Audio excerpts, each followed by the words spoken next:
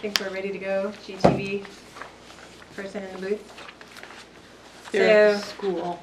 Just give them a few minutes, they're over at the school. oh, it says recording, but okay. Yeah. Yeah, you say, you tell them you're okay, and then wait about 10 seconds, and you should be set. Before you leave, I have your CIP papers to sign. Oh, okay, and my book. Yeah. Yes. So, all right, I think we are all set. Thank you for joining us, everyone. This is the Goffstown Planning Board meeting. This is Thursday, May 26th, 2022. We're going to start with introductions. Joanne, we'll start with you. Joanne Duffy, Planning and Economic Development Director. Hollis Adams, Select Board Representative. Gail LeBrun, alternate and recording secretary. And Kimberly Peace, I'm serving as the chair tonight. I'm Jim Raymond. David Pierce, an alternate member. Yes. Oh, and I do have to designate 2 alternate members as voting members tonight. That would be David and Gail. So we don't have to vote on that, right? No. Just designate. Okay, great. Okay, we got some action items. Accept correction or acceptance of the minutes of the May 12th meeting. I move we approve and waive the reading thereof. Okay. Anybody want a second? I'll second it. All right. Any comments on the meeting minutes? None? Okay. All those in favor say aye. Aye. Opposed? Carries. Good. Okay. Number 2, recommendation to forward to ZBA variance and special exception for the proposed tattoo shop located at 553 Mast Road, which is in the Goffstown Plaza, map 18, lot 58B. They're in commercial. I think that's the back of our packets, right? Is that this one? Obsidian Moon Studios, Joanne, is that correct? Or is that wrong? Where are you looking? I don't even see it. I have something in the back of my packet. It's in the packet, for but I don't Angela know where it Wood, went. Obsidian Moon Studios. Yes, that's the name of it. It sort of just stuck in and not a lot of. This is a recommendation needs to be forwarded for the ZBA for a variance or special exception. Yes, they're looking to go into the old, the Goffstown Plaza location. I don't have a copy of that for some reason. They're looking to go into the Goffstown Plaza with a storefront for, they're going into a tattoo parlor.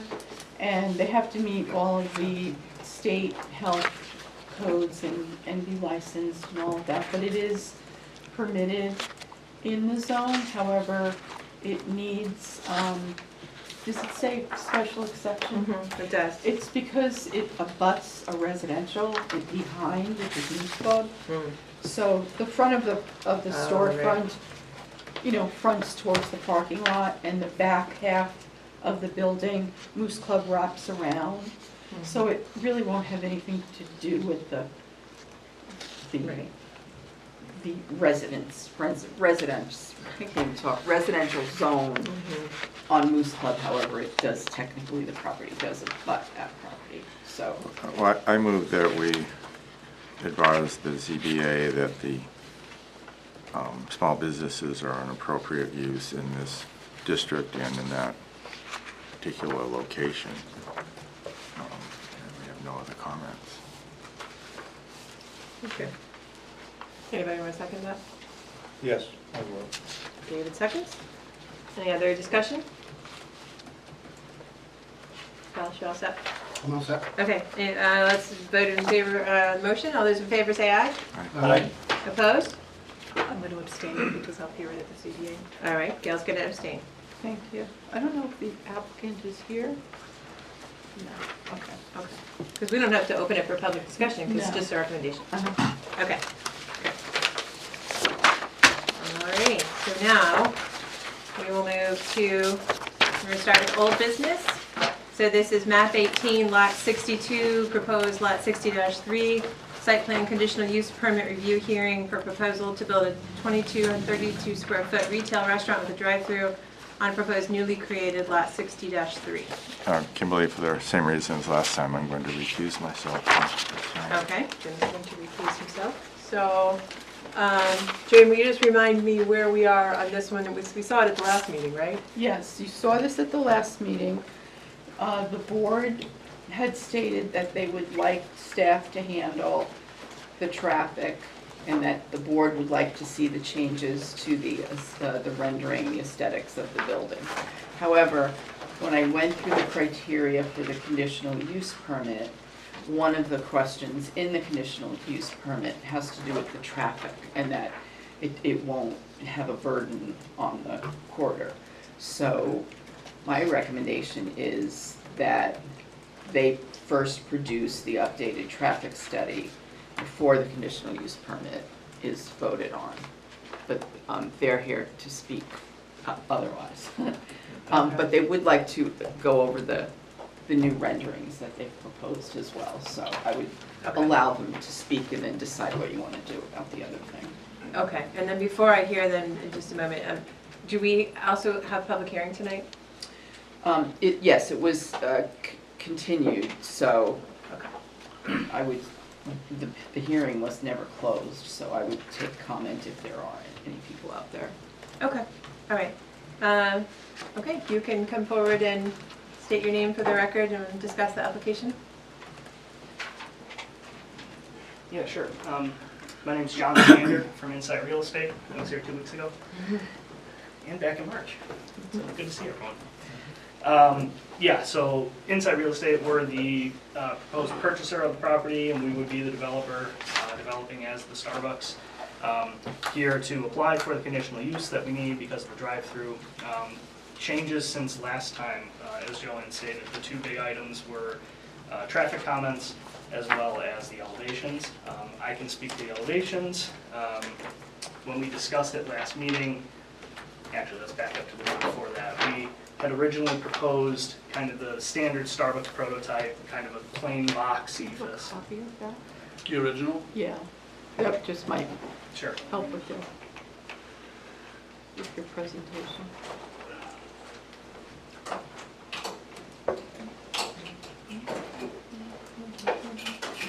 This show?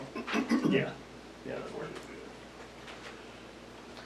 So this was the original proposal back in March. A pretty modern looking, but yeah, admittedly boring facade, all ephes, metal canopies. It's the look that they're going with in a lot of the country, and so that's what we wanted to start with. At the first meeting, we talked about updating the elevations to look like more of a Northeast traditional look. And so the elevations we brought last week, if you've got those, incorporated more, I guess, traditional elements. We went to a shiplap siding, we went to fabric awnings, added some white trim boards, and tried to look more closely like the Rite Aid and the Frankenstein Bank over next to us. Also added a brick knee wall. Then Still had flat roof, right? still had flat roof on this, on the second iteration. So then, per discussions last hearing, we talked about adding some sort of Hollywood front, at least to the front facade, so that people looking at it from the street would see a nice pitched roof, and it would just look better from the street. So then we went back, the architect was able to, the architect and I actually, after that meeting, drove around the town and took a bunch of pictures and tried to look at the architecture a little more in depth. Also looked up and down the coast at some other Starbucks that have been built. And he was able to come up with a design that incorporates kind of a faux mansard roof on three of the sides, the front and then the two sides, while keeping the knee wall and the awnings, all of those and the shiplap, all those elements that I talked about before. He also added a lot more white trim to kind of make that pop. And so if we're looking here, the current view from the street would be this bottom south elevation. So that's what we would be seeing.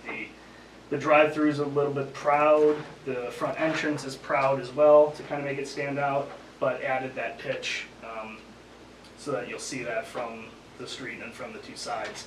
The roof is still flat, but this is what you would see looking at it. Much of that side elevation is visible from. It is, so both of those sides, you'll see it as well. You want the alternate finish? Yeah, if you would. I know that we also mentioned slightly that it's a dark, maybe forebodings, too dramatic, but a dark building. And so I had the architect throw a different palette at it as well, try to lighten it up, look more like the area, and personally I think this does look a lot better. But same things, all the same design elements are there, the canopies, the brick knee wall, the mansard roof. We believe that this much more adequately suits what the board and staff and we all talked about at last meeting. And again, that's the south elevation that you would be seeing from the street. Looks a lot more traditional, I think. There will be landscaping around the foundation and such, not shown here, that'll obviously dress it up, you know, from that vantage point.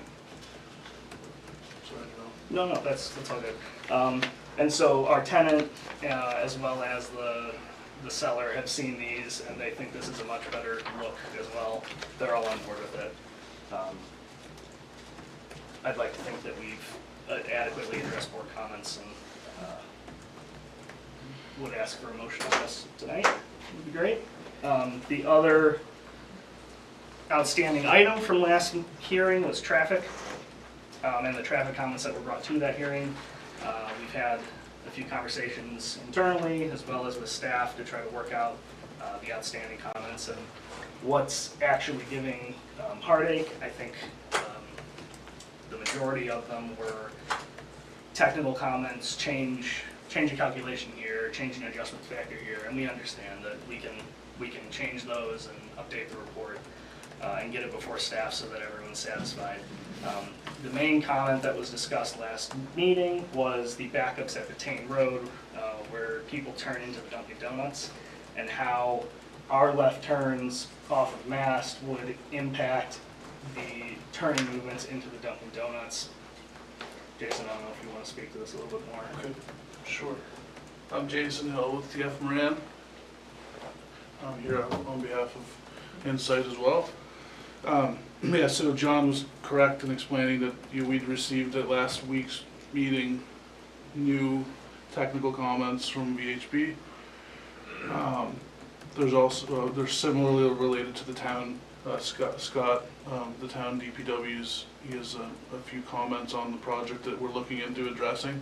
They're technical comments, generally speaking, and we are in the process of just updating the traffic report to incorporate the comments. We don't anticipate there to be any significant changes related to the comments, and we're of the understanding.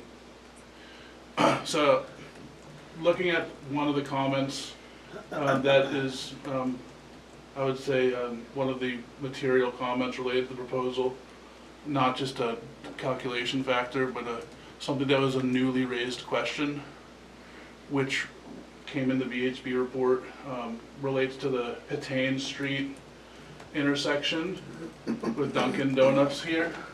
So, in the actual left turn lane, the functionality of that left turn lane with the proposed mitigation, which we're proposing to be, essentially there's an existing transit, this is a marked up plan of the proposed mitigation.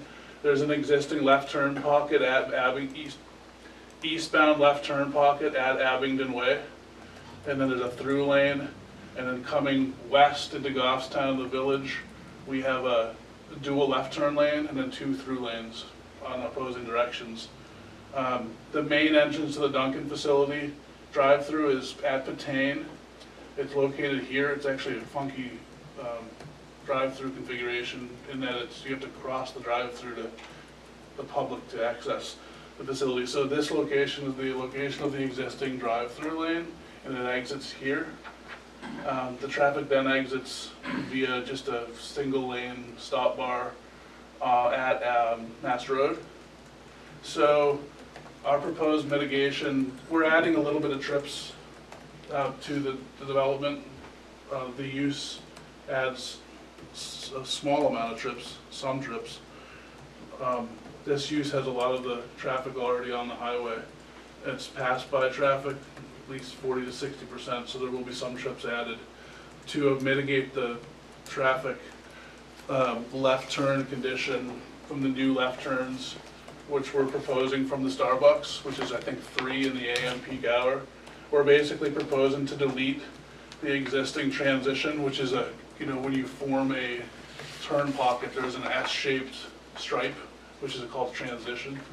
And that basically is wasted space. It's not always used by the state or, so by eliminating that transition, you're allowing, the traffic also tends to, that's turning left, because of the transition, it kind of stays in the main line versus trying to get it over into the left turn movement. So by deleting the transition, we're going to be creating enough storage for an additional 3 or more vehicles turning left, which mitigates the proposed development traffic. We're not proposing to change or reduce the left turn lane extension west. It's proposed to remain the same as it is today, which currently is approximately 210 feet from Patane Street to Abingdon. There's approximately 210 feet of storage. This morning I went to the site, and like I said, we're updating the documents in the calcs to show this, but I wanted to look at this in real time. So look, I went to the site this morning, Thursday morning, at 7:30, and we'll just watch the conditions until roughly 8:45. I observed that roughly, you call it the 95 percentile traffic turning left, which is most of that. The 95th percentile traffic is what mitigation is designed upon, which basically means you're queuing for 95% of the time. You're only excluding the 5% that's exceeding that one condition. So it's conservative. So the 95, and it's commonly used, the 95 percentile I witnessed this morning was approximately 2 to 3 vehicles. And the reason is there's a lot of gaps in the traffic surprisingly flowing into Manchester. So normally there's only 1 car or 0 sitting here, but when you do get a car, there's so many gaps in the traffic, they're able to make that turn relatively, so they're not stacking more than, like I said, the 2 to 3 vehicles. And so if I look at that and I add those 2 to 3 along with the proposed 2 to 3 in the future build condition, that's a total of 5 or 6 storage spaces that we would need to provide without having competition for the use of that left turn pocket. And we have at least 8, maybe 9 existing queuing stacking spaces in this corridor section, which anecdotally and based on what I've seen today, and like I said, we will back it up with the calculations showing that there will be no anticipated competition for that left turn pocket because we have adequate storage in the proposed condition. And really that's the main thing. I observe there's really not much queuing coming out of Patane because it's really restricted by the Dunkin', the amount of time to order, and the fact that a lot of people are turning right in the morning. So you really don't get much stacking off Patane at all. The drive-through does back up all the way to the road. It did a couple times around 8:15, but it doesn't actually influence during the peak queuing. There was no wait time, so this always cleared before there was a stacking condition here. So I guess in summary, what I just wanted to state to the board in support of our traffic and what the numbers I went over last time in our mitigation plan, but based on the proposed mitigation at the signalized intersection and this situation I've described today, I believe that's evidence to support our, the component of the conditional use permit related to the proposed traffic and the traffic section or aspect of that plan.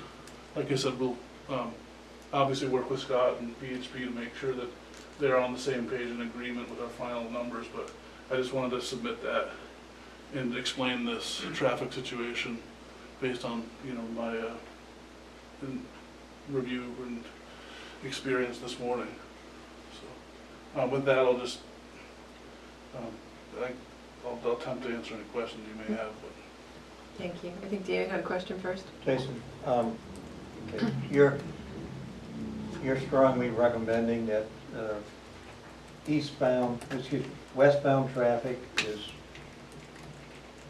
not going to have a substantial adverse situation turning left into Patane. Yes, I'm saying that there's, based on the queuing, the left turn and queuing, there's enough storage space Okay. to accommodate the So- Dunkin' left turns plus our proposed left turns in that area. Yeah.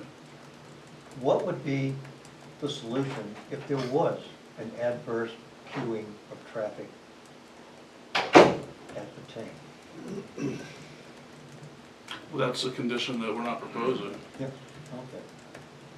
I would think you'd have to look at limiting, at that point, you'd have to look at how you're looking at the driveway, Patane Street, left turn, right turn movements, and where access to the sites be coming from. But we're not proposing that, and I'm not speculating that that would occur. 'Cause I'm sure we're gonna invite the town engineer for his recommendations on Sure. site, but And I'm also My- not a traffic my- engineer, just for the yes. record. Our office is the traffic engineer of record. yes, So- well anyways, the applicant is having traffic to enter and exit through a full stoplight situation. The timing on those stoplights could be adjusted by the town engineer.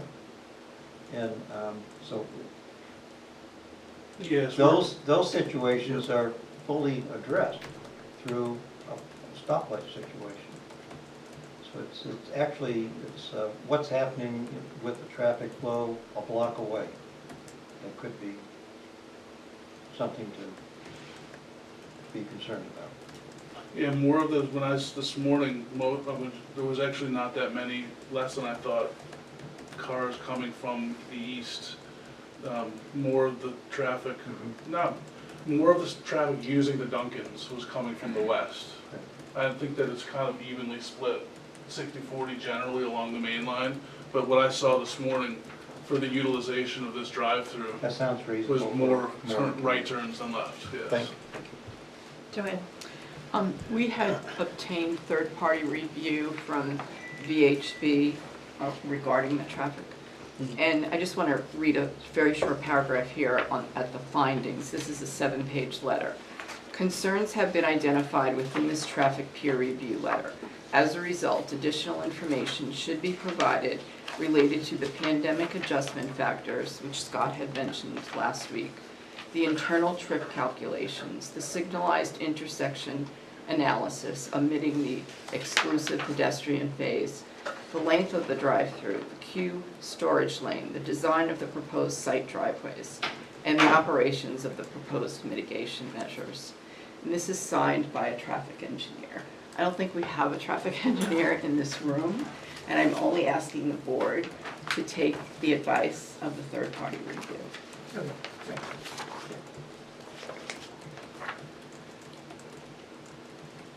Does anyone else have any other comments? I guess I would like to summarize. I do believe that we have gone through the necessary changes to our proposal with both the elevations and our continued update of the traffic study, wherein the remaining comments could be addressed and handled at staff level without concern from the board. And I'd like to ask the board for a vote, a yes or no, to proceed with this development today. Before you answer, I just want the board to understand that the board needs to vote on the conditional use permit. Part, if you read through the conditional use permit, I'll just highlight that one section. Let me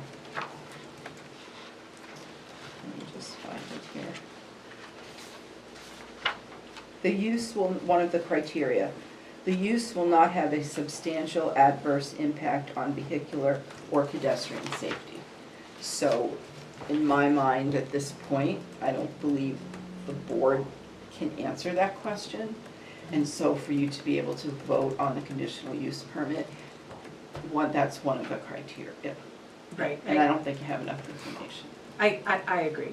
Unless anyone else has any other comment, I don't think we need to keep going with this one. I'm sorry you had to come back, but you're gonna have to come back again, because I see very clearly that not only do you have to answer VHB's comments, but there's also seems to be DPW's comments and an email from Scott, so, and we don't have complete information, you know, as your team had alluded to, we don't we don't have a traffic engineer here to answer any of these questions, and we don't have a completed report that we can review in order for us to make a determination as to whether or not it's meeting our conditional use permit criteria. So, Paul, you look like you want to, a thought? Well, no, it's just, a lot was said.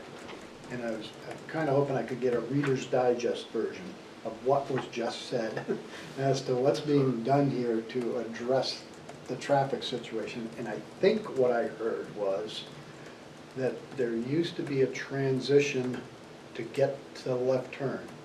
And they're doing away with that transition so as to increase the length of the Yes. left turn lane so that more cars can get in there. Yes. Well, traffic still needs to transition somewhere to go from the right lane into the left turn lane. Where's that transition now gonna occur? It That occurs, just- sorry, Cole. Go ahead. It'll occur in the same location, it's just the striping, so it's gonna be, there'll be a gap in the striping, before you form the left turn pocket, which is called a deceleration zone. And, effectively, because of the striping, it's, causing the vehicles to tend to stay in the main line versus if you were to delete the striping and leave a gap, they would know that they could use that space. So And it's a that's- driver perception thing.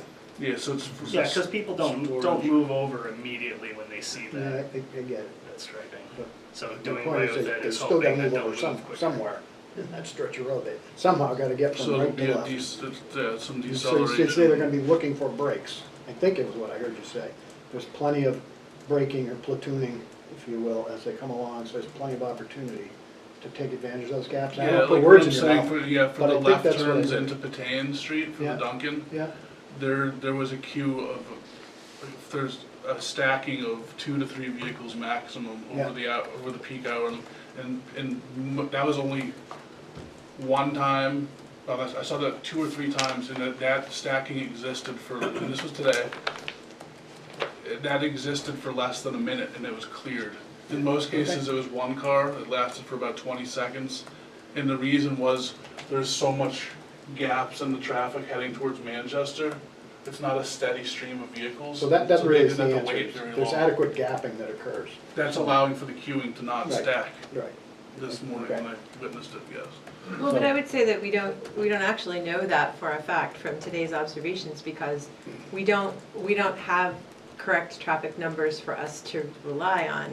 And I would also counter to you that I'm on some of the Facebook pages in Goffstown and people are literally like cheering for this to come into our town. So the idea that there might be 3 more cars a day stacked up there, I think is underestimated. But again, I'm not a traffic engineer. So we need to look at our third-party peer review in order for us to really gain an understanding of what this means, because that's why we do that exercise. Yeah, I just And- wanted to and- give an experiential point of view from not just numbers, which are important obviously, but what's actually happening, Well, today without a Starbucks there, so, Well, yeah, but Right. we've proposed, these are existing trips, the Duncan's not proposing to grow, other than the background growth.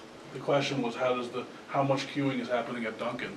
It's not how much queuing is happening at the proposed Starbucks, because we answered that question. But how much queuing is making that left turn, and how much those will influence, basically, will they back up into each other? Will those queues clog up, or have to fight to both make left turns? But I understand your point of view as well. But I wanted to give a little bit of light on the situation from what a normal, typical AM, rush hour activity that I saw today was. David, you had a comment? I hear the applicant persuading us that there is no detrimental traffic condition by this proposed use. And yet, there's a discussion about delaying this decision for a traffic reason, so I'm confused. They're presenting, if they're ready for an affirmative decision.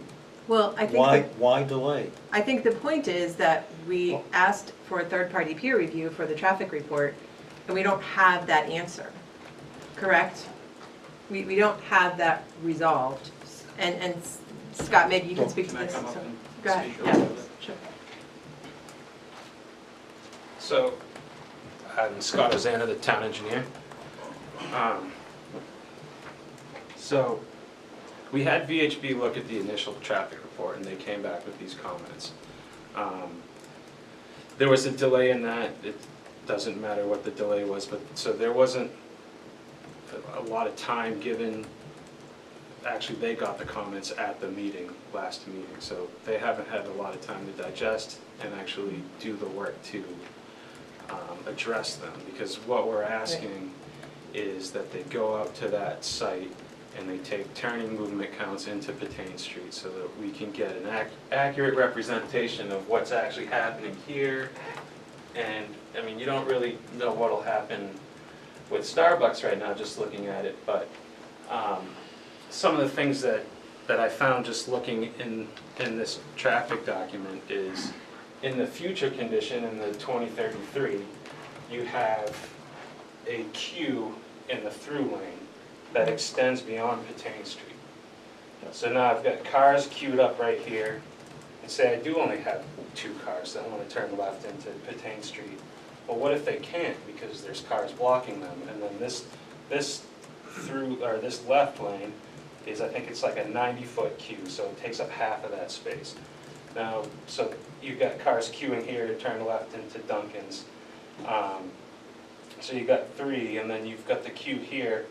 Well, there's a space between those 2 queues that a car's not really going to want to maneuver into, where they're cars that are kind of bumper to bumper opposite each other. So there's like an area that's not really storage. It's probably only 1 or 2 car lengths, but you lose that space. And my concern, and that's why we want to see this traffic report update, is that if we get cars queuing here and they can't fit in, they're going to block the through movement. And we're just asking for counts and then put into their report and their model to show that that's not going to happen. The other things in the report might change some numbers a little bit that VHB picked up on, but that's the one that concerns me. Scott, isn't there signage for eastbound drivers advising them not to block an intersection as they're queuing to go forward? I'm not sure if there's a sign for that there, I but, believe there is. okay.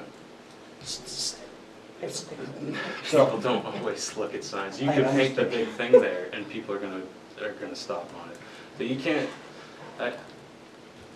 I'm just concerned that we send this through without the updates and something happens out there where it's Carmageddon. I continue And to then ask. everybody in this room is I at fault. continue to ask my and same Starbucks. question.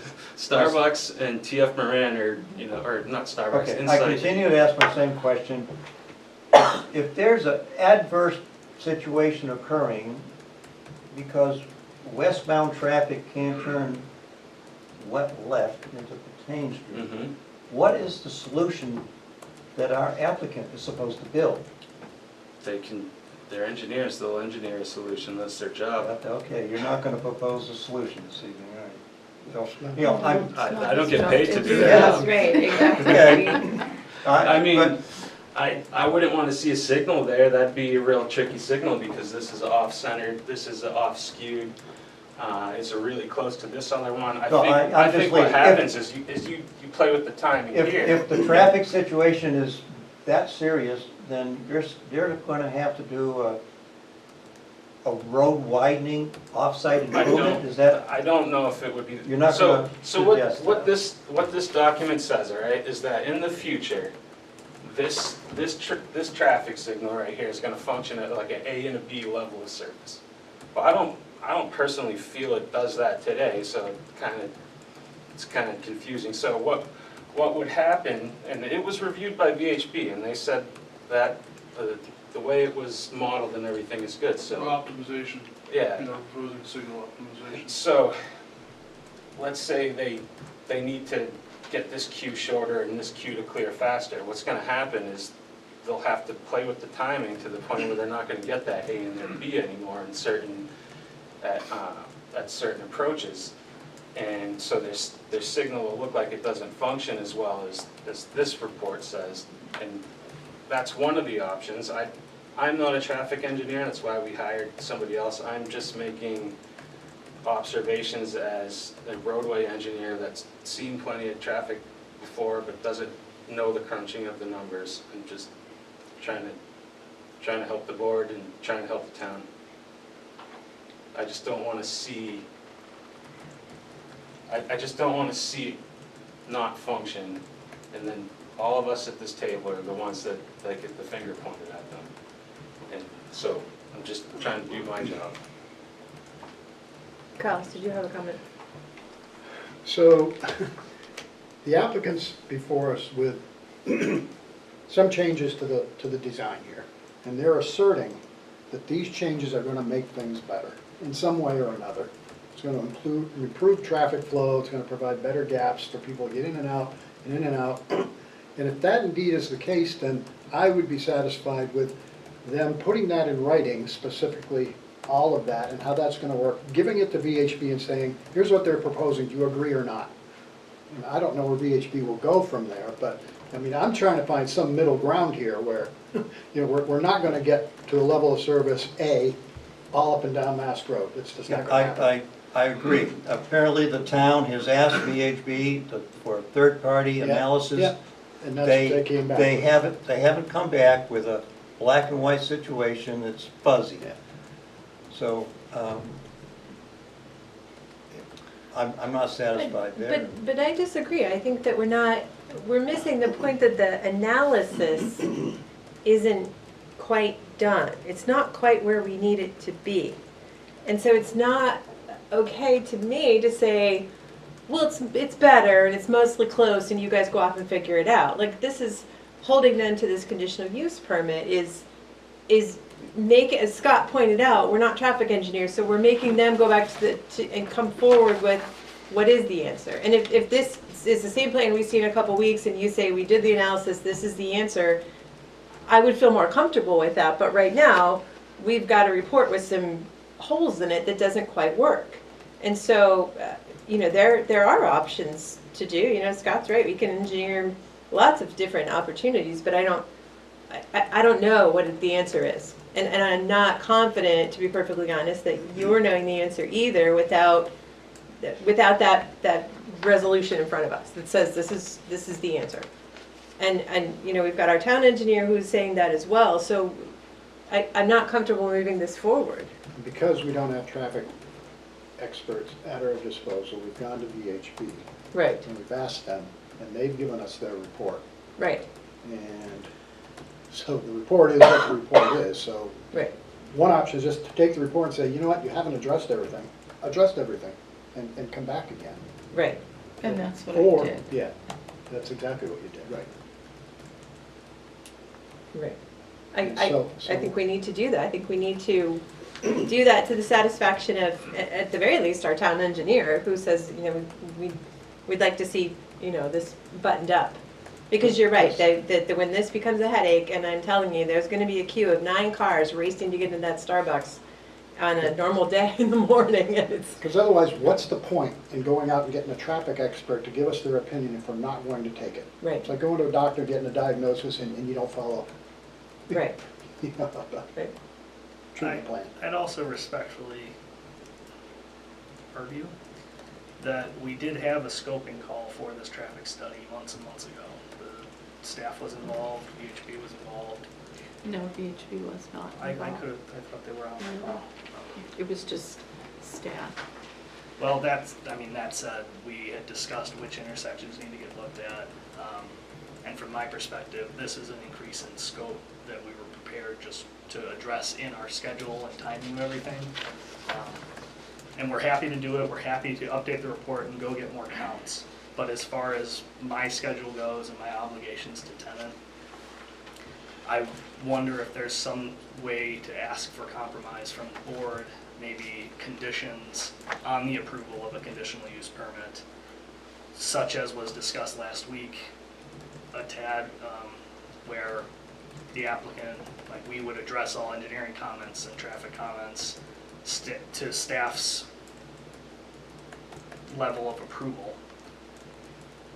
Because frankly, the board's gonna defer to staff for adequacy responding to comments anyways. I wonder if that's maybe a condition we can put on an approval of a CUP, that no building will be done, no permits will be issued until staff is fully satisfied. That's just kicking the can down the road.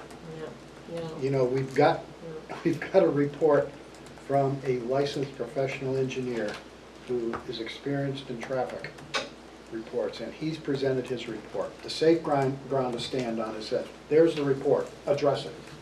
Do whatever you have to do to plan to address what's in the report and come back to us. We're on safe ground if we stand there. Yeah, yeah. I agree. This is going to be controversial, and Scott's right. Anytime that this traffic backs up, we're going to hear about it.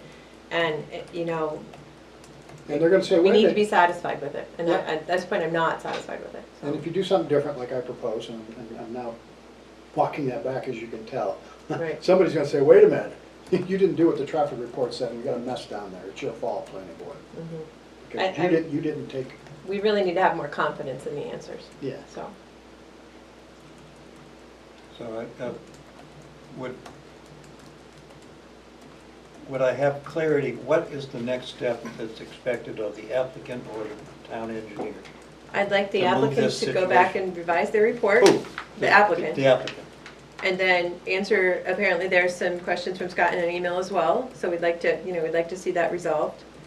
And then bring that information back to the board and staff and be able to have answers to our questions. And then we can ask, because Joanne's correct, the question is this going to have an impact? It's a conditional use permit, so we want to be able to be confident in that decision. Does that, Scott, do you have anything else to say? Does that, No, that's sounds good to me. okay, I just want those comments addressed. right. Yeah. Joanne, does that make sense? Anything Yes. else? Okay. And then at the same time, you can make your final decision on the renderings. Okay. Are we not able to do that this evening? I think if it's helpful for you, we can have a discussion about the renderings. I would prefer. Yeah, well, it's an issue when they're here. Sure. They should hear it. And they can take care of everything all at once before coming back. And then, can I ask one other question? There are several outstanding items on here. Typically, you try to condense the number of conditions. If you do continue this, will you have time to begin updating these plans to address those other items that are outstanding, rather than come back again before the plans are signed? Yeah, if the site stuff I could, speak to, there's some signage, stuff, I don't think we proposed any signage, so I can't speak to that. So, yeah, I don't know if I can get a clean letter from everyone, like, we submitted to Manchester Waterworks over 2 months ago, and these are the same comments, so that means to me they haven't given anything back to the town yet, so I'll follow up with them, so those should all have been addressed. Which is the Manchester Waterworks comment, traffic report comment, we've already talked about the traffic report. There's several other comments from DPW. Yeah, I mean, last month we talked about these being administrative, but I can definitely attempt to address Okay. all of them. We've already done 17, the clearance bar, I submitted that last month. 16, we can do 15. We agreed to do the temporary construction easement, we can do that. 14, But what I Yes, mean but- is to update the plan set and submit a yeah. new plan set with those changes on there. Yeah, I mean like 2 weeks prior to the planning board meeting for, Oh, or whatever, for yeah. Scott and y'all to review Okay. again. Yeah, most of these have already been done, I've just been holding off because I don't wanna make a bunch of little submittals for these minor things, but so yes is my answer. Okay, In a long-winded way. And then regarding the signage, we'll see if there's any signage we can add to it. But at this point, I don't believe We're not proposing any on the any. building. So the signage on the building is coming in under a separate sign permit, correct? And we're telling them what ordinance And and regulations they need to follow for that. And for identification or anything like that, the pole signs are currently erected and you're just putting your name on there, or? We were going to put a panel on the existing monument that's at the entrance. Yep. We are proposing a new sign, so I'm just thinking of it now, at the new entrance to Okay. the Starbucks 2 parking lot. Okay, I was under the impression that's a separate permit It solely is. with staff. yes, Yeah. okay. I just want to make sure. And there's a comment from the Conservation Commission about removing burning bush Right. from the plans. Yes. Yeah, the landscape plan will be updated. Okay. Not to drag this out though, but I think part of my confusion as well, in regards to the staff comment, I know we've kind of talked about this a little offline. I'm just accustomed to seeing, a staff summary of, here's the big items to be addressed, this is what we need to discuss at the board, which I think we have, right, the elevations, the traffic. And then the rest of the comments, at least it's new to me, those all being presented to the board, not under an umbrella of, and the plans, like, quote, and the plans still need to be fixed before permits are issued. As we talked on the phone today, it's not before permits are issued, it's before the plan actually gets signed. So everything has to be in place. The documents, the changes to the declaration, the bylaws. Yeah, and the plan approval stuff by- you just asked me about, excuse me, I'm not trying to interrupt. That, I think you asked me if I was gonna submit those prior to next month's planning board. Right, I'm just trying Yeah. to make it cleaner. Yep. If you are Yeah, able to yeah. clean I just that wanna up make sure I was on the for same the page. Got next it. meeting that Thank you're you. continued to, Yep, then it makes it go quicker, sure. because now you have less Yes. conditions. There's not 50 items that you have to Exactly. worry about chasing down, Yeah. nailing down, Yeah. loose ends. Okay. Want to talk about the architecture? So it seems like the architectural renderings are an improvement over what we've seen before.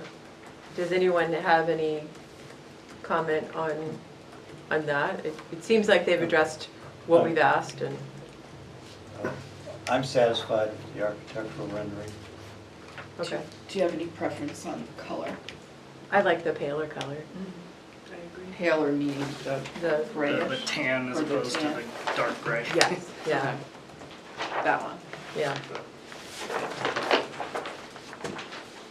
I guess the applicant is coming back, and maybe with a fuller board, we may have some other opinions, but for this evening, appears that we're satisfied. I am Should colored. that be a motion to constrict the next hearing with the applicant, or do we just provide that? I don't think so. I think it's It's just a way comment. of providing comment, right? Okay. I don't expect to see changes. So at the next So- meeting, Oh, yeah, yeah, go ahead. My comment is it an improvement? Yes, it is an improvement. Did it go as far as I would like to see it go? No. It's still a box with a mansard roof on top.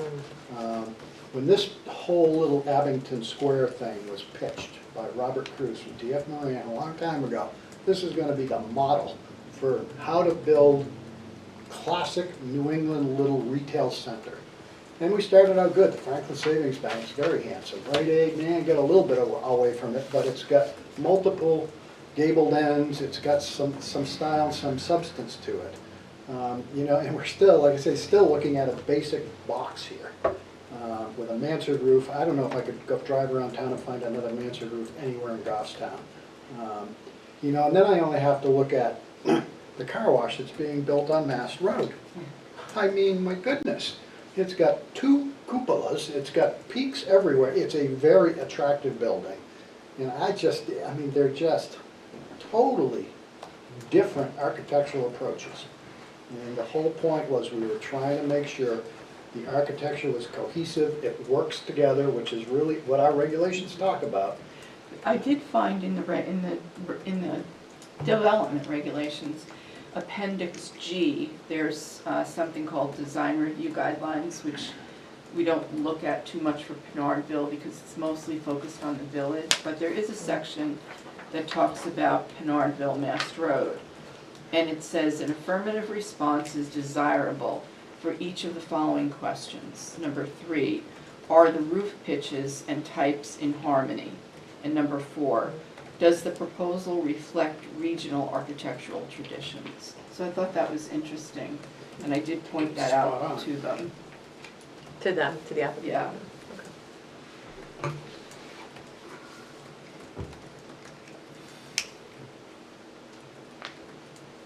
But you're right, I haven't seen a roof like this in town anywhere.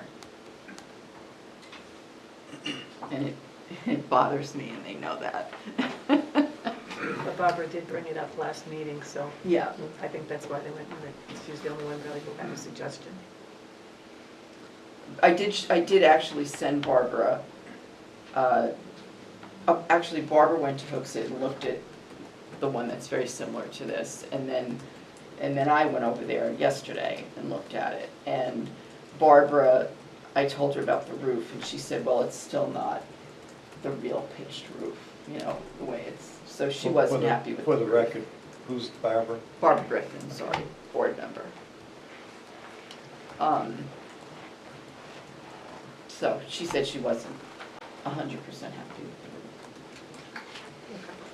the roof. And my only other concern is that on the north elevation is that that particular section of the building will be facing the residential, and I know they are putting trees and a fence. However, the residential units are 2-story, so they will be looking out onto this back, north elevation there. I think given the elevation change of the site, the topography, that wouldn't be an issue. Because the first story is essentially underground compared to our proposed site grading. And so the second floor is about even, but they would be seeing the screen fence and the landscaping that's all proposed in the back of the site. So I don't believe that should be an issue. I thought there was like an 8% grade, So, It's like a 15-foot drop. isn't it?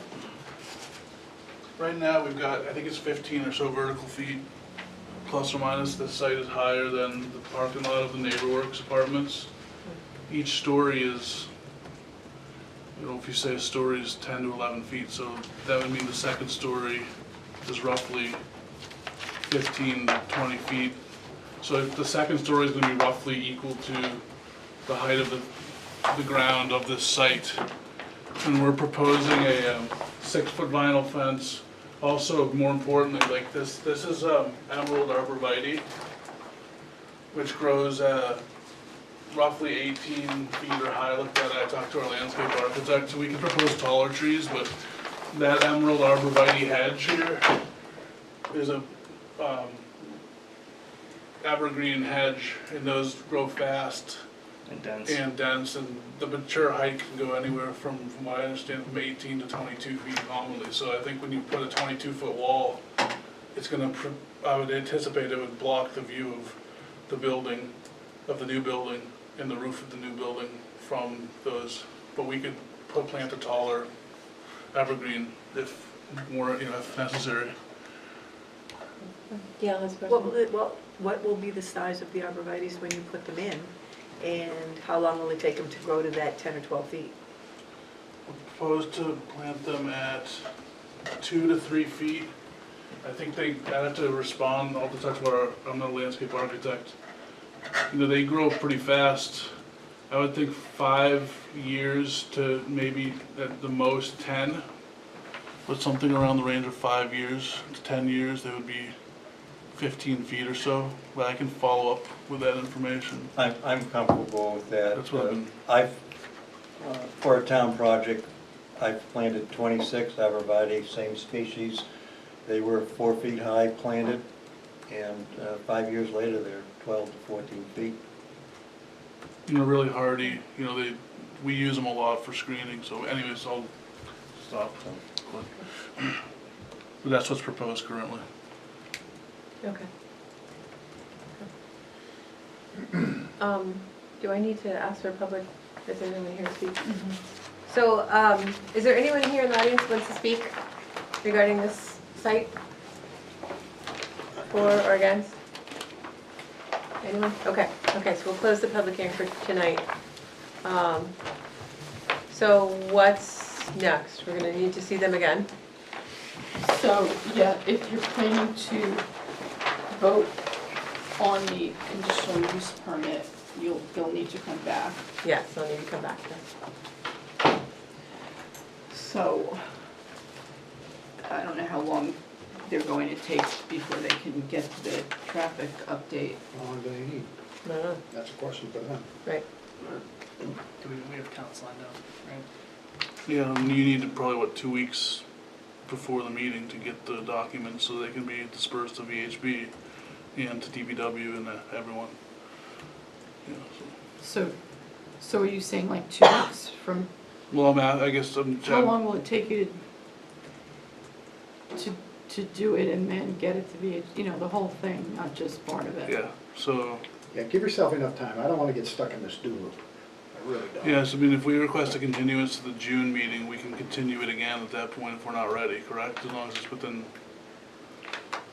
So the next meeting is June 9th, and then the meeting after that is June 23rd. and so the 9th, we'd really have to get the documents over to Yeah, you it's not, there's soon, not enough yeah. time for that. And the 23rd is, That's the meeting after the. yeah, I don't wanna commit to, I'd like to be able to commit to that, and also, if we're not ready when we near the deadline for filing, submit a continuance at that point. Is that feasible? Because I don't know exactly when the counts will come in. If they come in when they're due, when they say they're due, I can hit the deadline. If not, if I'm delayed, I may need to, and in turn, ask for a continuance, so I'm not wasting your time. And then the next meeting is July 14th. I mean, so, I mean, yeah, it's up to the board, it's not up to I mean, me, but, definitely not the next June meeting. And, I'm speculating here on, comments and stuff being received, so I'd like the opportunity to like ask for the second June hearing, and then I can always continue it. Not submit a continuance request for a month out at that point, so at least I have the opportunity to meet with you if we're ready. Does So- that make sense? so or does that's that- 4 weeks out, Yeah. but your packet is mailed a week ahead, so that actually gives 3 weeks. To respond, yeah. And we need them to respond, send it to VHB, and have Yeah. VHB send it back to us. Yeah. I mean, that sounds pretty tight if And you're asking me. respectfully, we'd like time to see those VHB comments Right. prior to the meeting. So we need to, So, realistically, we need to look at July that first July 14th. 1st. Yeah, that would be the earliest, I think, responsible Okay. timing. Mm. But we reserve the right to continue, obviously, if we don't Okay. have the data. Mhm. Yeah, okay, thank you. So I thought, I just want to make sure. Yeah, July 14th. Okay. Motion to continue the subject before us now to July 14th. Second. Okay. Anyone, all those in favor say aye. Aye. Aye. Opposed, abstains, Jim abstains, carries. Thanks for your time. See you then.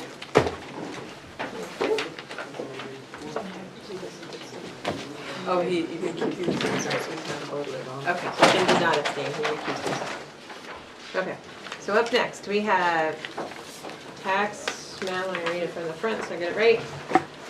New business, so we have map 14, lot 11, completeness subdivision review hearing for proposed 2-lot subdivision located on 3 Field Street, St. Anselm's Drive, owned by Falcon Heights Property LLC, zoned residential 2.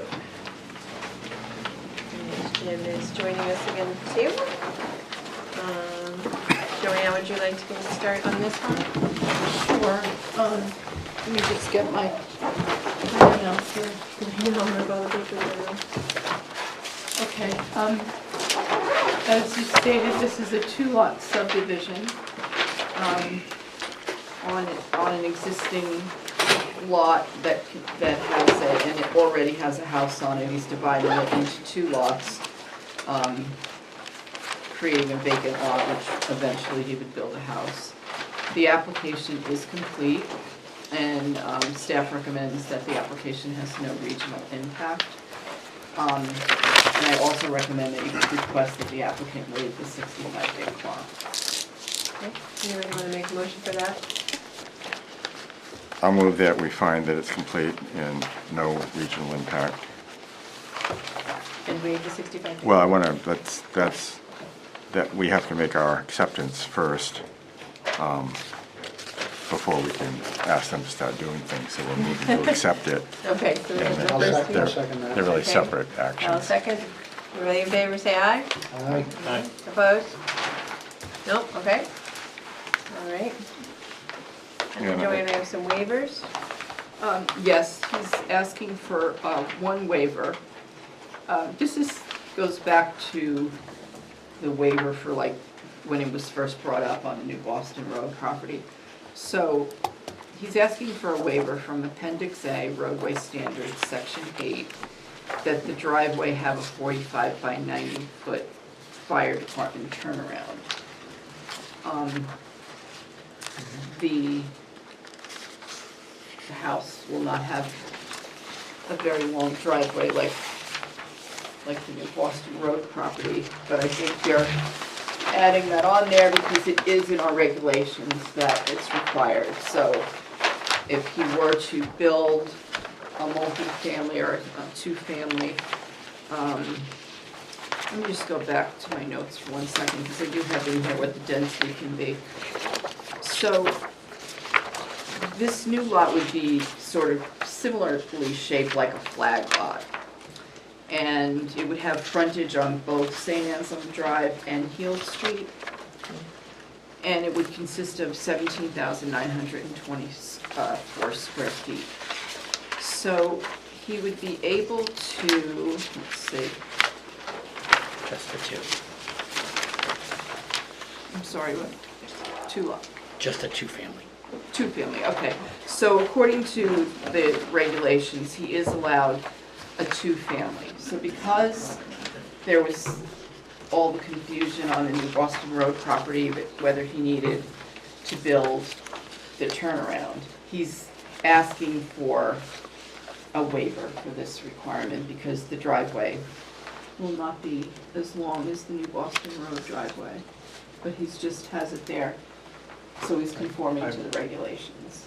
I'm inclined to go that way. A fire truck responding to an incident is not going to go up the driveway. They're going to stop No. right on St. Anselm's Drive. Walk 50 feet across the grass.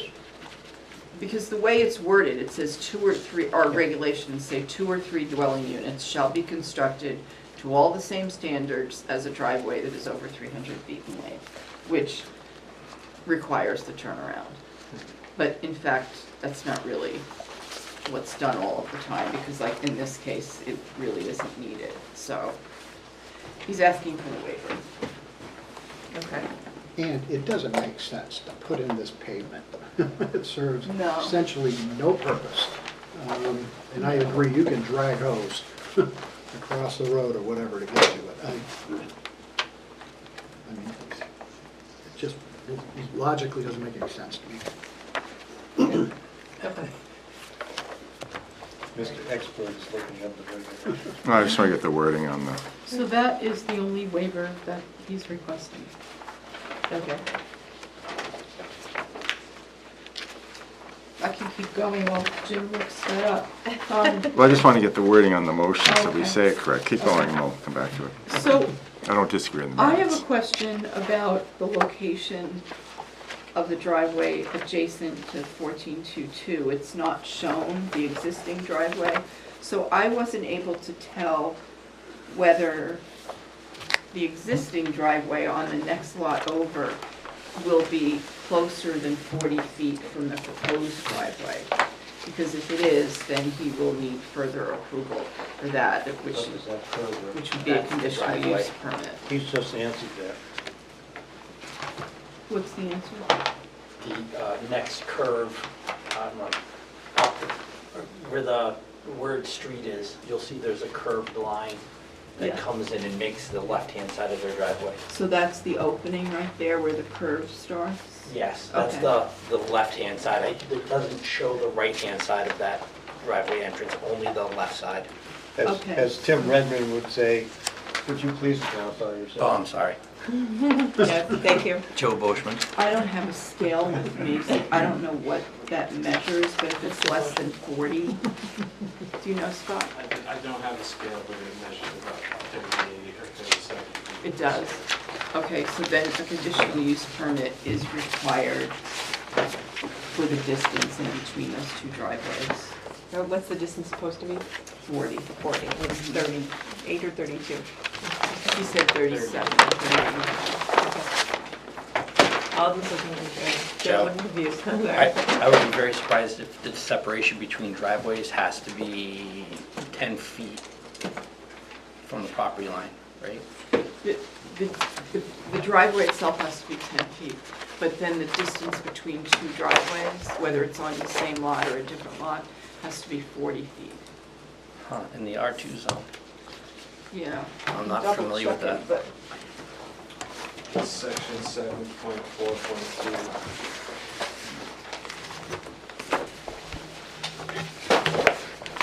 Do you have it right in front of you? I don't know, Well, you're gonna have to check with his head. I have it written down in my comments. Oh, Which driveway are you talking about? The one with the, So 1412-2, is that what you said? I said, yes, 14, 12, 2. The lot immediately above it, right? Oh, so yeah, you're right. Scott had his comment number 2 under DPW.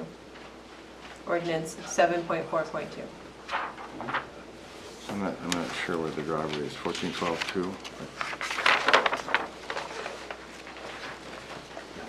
Well, I scale, at the boundary line of the parcel, I scale 40 feet. From the boundary to the edge of that driveway? From the right-of-way boundary line, I scale 40 feet. From the right-of-way boundary line? Yes, from the right-of-way line, Scott, Where from the here pin to is. there, I scale 40 feet.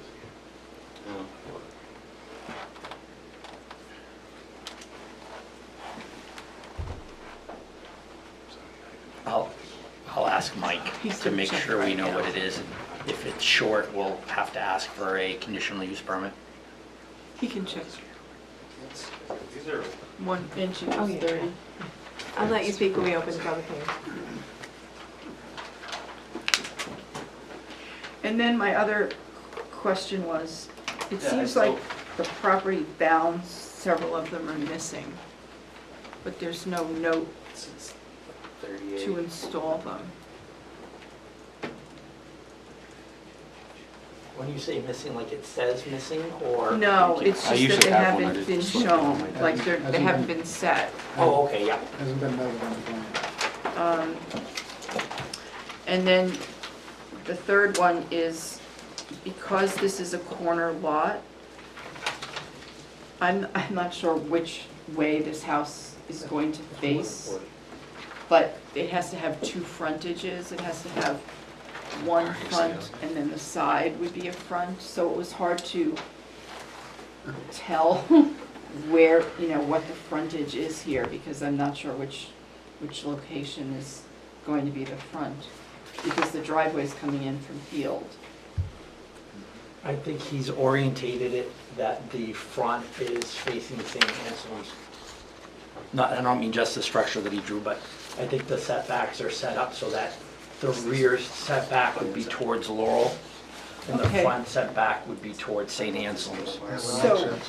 So what he needs to do is, he needs to show the front setback of 25, and then one of the side setbacks that face the street need to be 25 as well. So Yeah. that would be the Heald Street side. And label it for clarity. Right. Oh, I apologize. Are you talking about the existing house lot? No, I'm talking about the new house lot. The new So, house lot wouldn't technically be a corner lot. well, it has frontage on 2 streets. It's at the definition of a corner lot. Yeah, 2 frontages. Because I definitely agree, the existing house is for sure obviously a corner lot. Yeah, but that's existing, so we don't care about Okay, that. okay. So because the new lot has frontage on 2 streets, It has to have 2 sets of frontage setbacks, front and side. but if I do away with the Heald Street entrance and, Yeah, and I'm confused about that too, because the fire department had questioned, why are you coming in off of Field Street versus St. A's? which But one do you want your child to ride their bike out onto the road? to me, it would be much safer off of Field Street. Yeah, I would agree. yeah, Yeah, for the reasons that you Right. said. Yeah. More traffic and turn movement. Field so Street keep off is very St. A's quiet. Drive. Yeah. No, I think it's a good So you said it means it needs to have 2 side setbacks? We can talk about that Okay. later. So other than that, Scott did have several comments, if you want to go through them. And depending on the resolution of whether he thinks those are just something he can look over after, or if they have to come back to the board, would be dependent upon whether approval should be granted tonight. Because there's quite a few of them. Did you figure out the driveway? According to the scale bar, I'm a little confused because the scale bar, it appears that plans maybe aren't plotted to scale. The scale bar indicates 40 feet.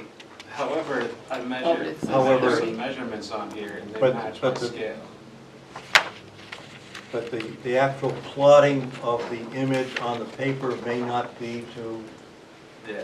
a Although- specified scale. But when you measure some of these things that have dimensions on them, they match the tool, the scale, not what I'm getting on the scale bar. So it's a little, So we got, there's some, So that has to be fixed. I mean, he could in the field fix it, but if it is true, then there's not enough space between the 2 driveways to fit his driveway. That's the one I'm concerned about. Oh, And then that would require a conditional use permit, is that right? well, he said there's not enough room to begin with. Oh, so there's not. Not enough room in where again?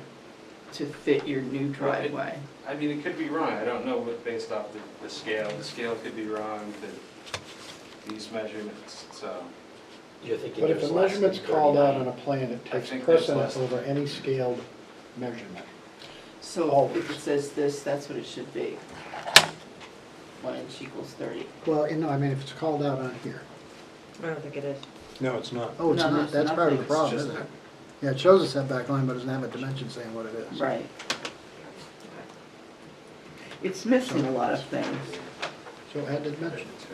So, can we back up? Do we need to first talk about the waiver? Yes. So let's just kind of, yeah. just kinda This is go this through is on the these. thing we talked about before. Right, so this is what Jim was And I was looking for the looking at, yeah. exact wording, which is, I move that we waive the requirement for the turnaround. Is that the only waiver that we're asking for? There's no dimensional component? of the Currently, turn- that's the only waiver. Okay, no, Yeah. on the turnaround, on the basis that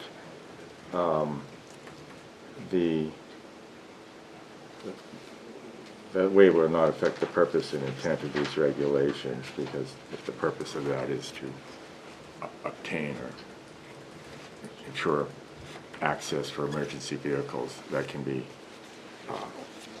effected through the side streets, proximity to side streets, and from a planning perspective, the amount of impervious surface that would be created would outweigh any public benefit. I thought you'd like that.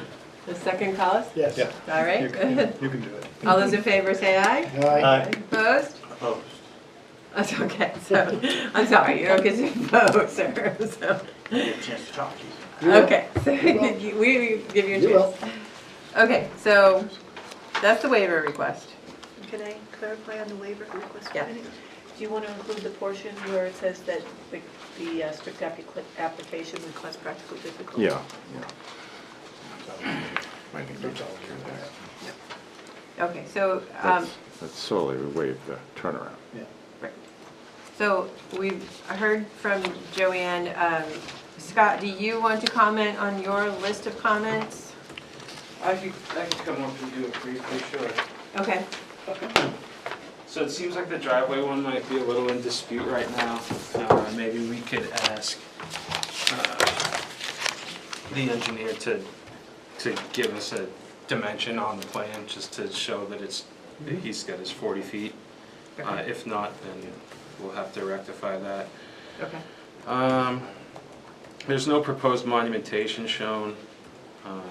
We just want to make sure it's shown and that it's the correct height.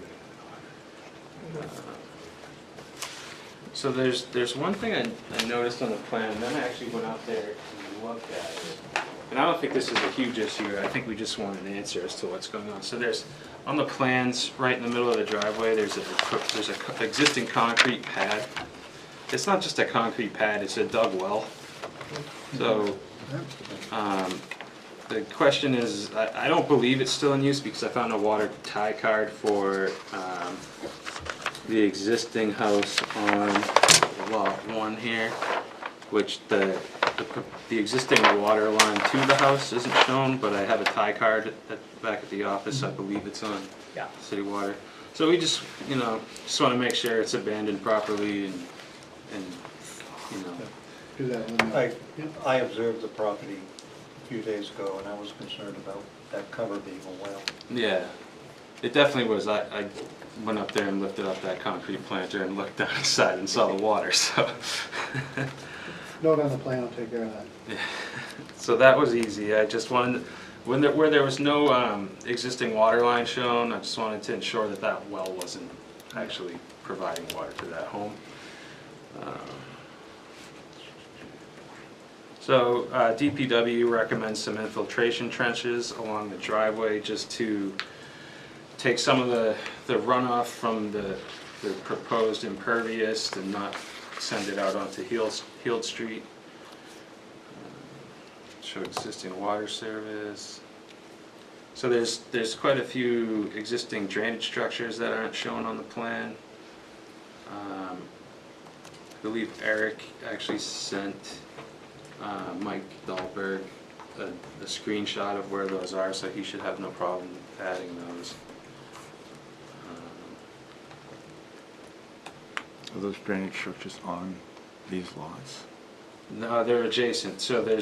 So right on St. A's, there's an existing, it's just for, it's not a huge deal, but it's just for accuracy purposes for when someone's out there doing work, especially putting in proposed water lines and proposed sewer. They have to dig around some of these things. And that was it. We really What didn't. about the moratorium? That's kind of important. So yes, I'm sorry, I didn't.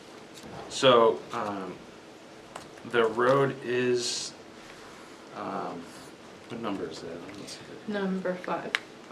3 Yield. So Heald Street is going to be reclaimed and repaved this summer, and then we'll be under 5-year moratorium. So you should get your sewer and your water done quickly. I guess is my advice to you. I don't have a timeline on that, and it's hard to get the crew to give me timelines on some of these projects that they do throughout the summer, so I apologize for that, but I think we also talked about doing a sump pump drain line, oh, like it's a private drain license? just in case. Okay. Yeah, with Eric. For both parcels? or- Yeah. Yeah. Okay, actually, no, he did mention that to me. You need a sleeve? So you could, citizens can fill out a private drain Yeah, license right. to connect in a sump pump into our Right, existing right. drainage system. Right, yep, got it. Yeah, you're a select board, you signed one the other day, didn't you?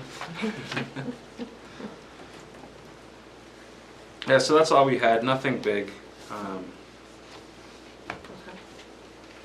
Are any of those comments something you feel couldn't be handled by staff reviewing plans?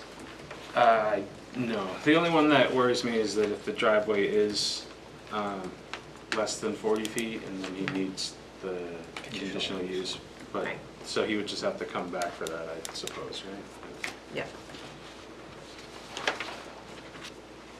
Okay, so I think we're going to open the public hearing. If there's anyone who wants to comment, you can come forward to the table and state your name for the record. Hi, my name is Lionel Kelly. I live at 149 St. Anselm's Drive, directly across the street from this proposed property. My main problem with this whole deal is It's zoned residential 2. There are no two families on this street. From the college all the way to 114 is all single-family homes. All right? You put a two-family across the street, and it's going to turn into a dorm. And it's not fair to the rest of us residents that live there. It should be single-family. The proposed, what you were talking about, from that existing driveway on St. Anselm's Drive to the property line isn't 40 feet. There's a sewer right in the middle of that driveway. The single family, I don't have a problem with. A residential two-family, it shouldn't be R2, it should be a residential 1. That's my biggest problem. Okay. And now, and one more thing. I don't know if you folks realize this, but a lot of utilities stop at yield. They don't continue on up St. Anselm's Drive. Manchester Water does, but sewer doesn't. We're all on septics. Beyond that, there's no gas, natural gas that goes along there. There's the TV, not Comcast, but the other one stops at yield. A lot of city utilities stop at Yield Street. Beyond that. Now, because they would want to put in a driveway on Yield Street, maybe they could tie into theirs over there. But that's, if it's a two-family, I don't think it should be a two-family. I strongly believe it should be nothing more than a one-family. Where are we saying two-family on the plan? I don't know, is two-family allowed in this R2? Yes, Joe had mentioned that it would be a two-family, and it is allowed in that zone. There is no other two-family there. You need to, let's see, They're all one-families, all the way to 114. you can do up to 1 acre. You can have 4 dwelling units per acre of total buildable area, so We have he 0.5. can't do that many, but he can do some. Under zoning, Yeah. yeah. And Mr. Kelly's comment is like it be zoned differently. Mhm. Fortunately, that's not something we can do as a planning board. Correct, right. We're stuck with the zoning. Thank you. Do you understand that? No. Oh, So the planning board does not rezone properties, only the town meeting can do that. yeah. So if he's allowed to have so many units per the acreage that he owns, that's something that's permitted by zoning. Yeah, we're stuck. with- Right now, it's zone R1, right? No, it's zoned R2. I was under the impression that my house is zoned R1. Why is everybody No. else's? You're R2 as R2. well.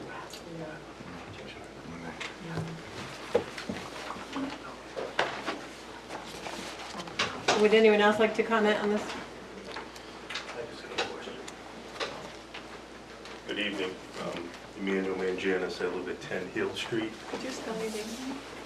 Manganis. And so my question is the sewer that's going to be installed for this duplex house, is that coming out of the property straight into the manhole in front of my house? I don't know. I don't know how what the plan is for water and sewer.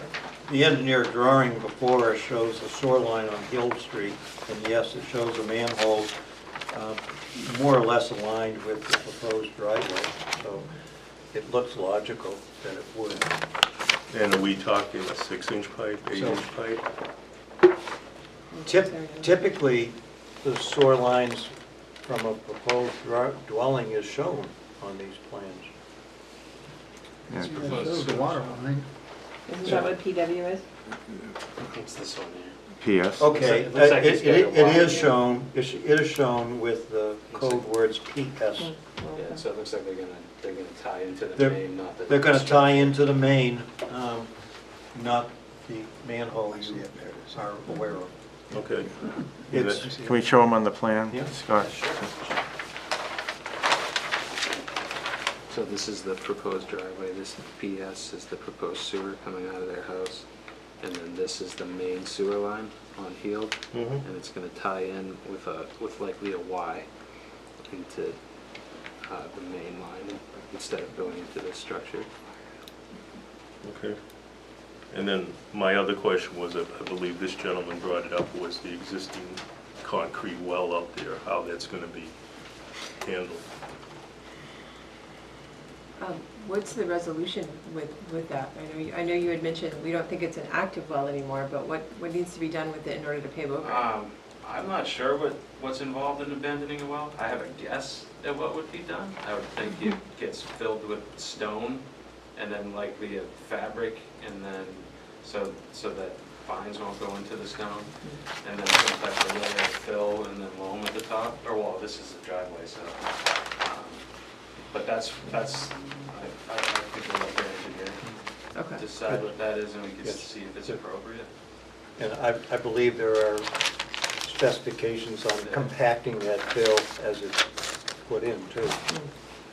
So, but the project engineer would have to abide by all those regulations on filling it out. Do we need to have those included in the plan then? To the engineer and engineers in this group, which is everybody but me at the moment. Not me. So would that be something we'd add to the comments? It's in one of my comments. Oh, okay. Right, you're in number 3. But we'd want to include the well closure requirements in the answer to his question, how it's going to be done. Thank you. Include that as a condition of approval, not just in the comments. Yeah. Yeah, I'd like to, yeah.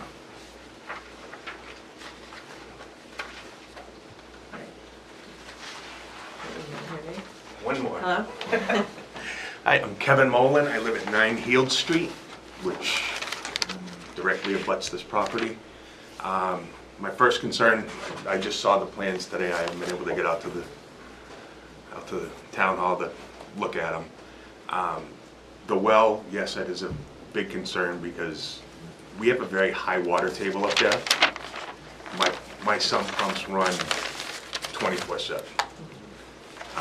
And I know if you look down in the well, you can see water less than 5 feet underground. Charlie Anderson, the old owner, at one time told me that well was 75 feet deep. So now, It's a challenge. yeah, there's gonna be, and it's always high water. Replacing sump pumps every other year, you know, on a 10-year pump. The other concern I have is the driveways. Seeing it today, it pretty much runs right up the property line. And there's a line of trees that separate us from the Andersons. But my driveway isn't just a straight up. It goes up and then it has a parking area. Was there when we bought the house. So that's right up against the trees. Now, I don't know what they're planning on taking down that line of trees that are on their side. But you know, I'm just concerned, wintertime, you turn off the Heald, we don't get the best of salting up there. And, you know, we start having issues. I don't know if that can be resolved or... Is it a drainage issue or it's just a scenic issue? Is what? Is it a drainage issue or a scenic issue of the trees? Yeah, you don't, the trees a visual block or they are? They do a pretty good job. I mean, they're probably 8 feet wide, you know, a section like 8 feet wide, but the trees are all staggered. So it kind of creates a blocking effect. Between the two lots? Yes. So is your question, will he keep the trees? Is that gonna come down or we're at the point where you don't know? I'm sorry. If I knew, I would say, but I don't know. But I guess that was, Mr. Moreland is correct. There is a significant tree line on his, near the boundary line between your property yeah, and his property. they're all, you know, some trees on my side, some trees on theirs. We So, never had any issues, so it was not a... Thanks. Thank you. Shouldn't those trees be, the tree line be shown? We don't, it's not a site plan, No. it's a subdivision, so we don't always, but we can. If it's material, I think we would want it shown. And if it's material to the approval, then we want some. Just looking at the topos. No, we don't. We don't have a tree line shown. It's pretty flat, right? yes. Yeah, it's very flat. Is there anyone else from the public that would like to make a comment on Yeah, this? you see it, I'm looking at the topo on the same lines. I want to say one more thing. Sure. Listening to your previous concern about the Starbucks, the board, you folks appear to be concerned about the aesthetics of the building, that it matches the rest of the neighborhood. Well, my concern is the house that goes in there matches the rest of the neighborhood, not a multifamily, a single family. That's all I have to say. Right, thank you. And unfortunately, there are different zones, and so we do have different restrictions for different types of development in different locations in the town. So, And that's a site plan approval, this is a, right, this is a little more control, yeah. right, right. Fortunately, we're subject to our rules. Yeah. Yeah.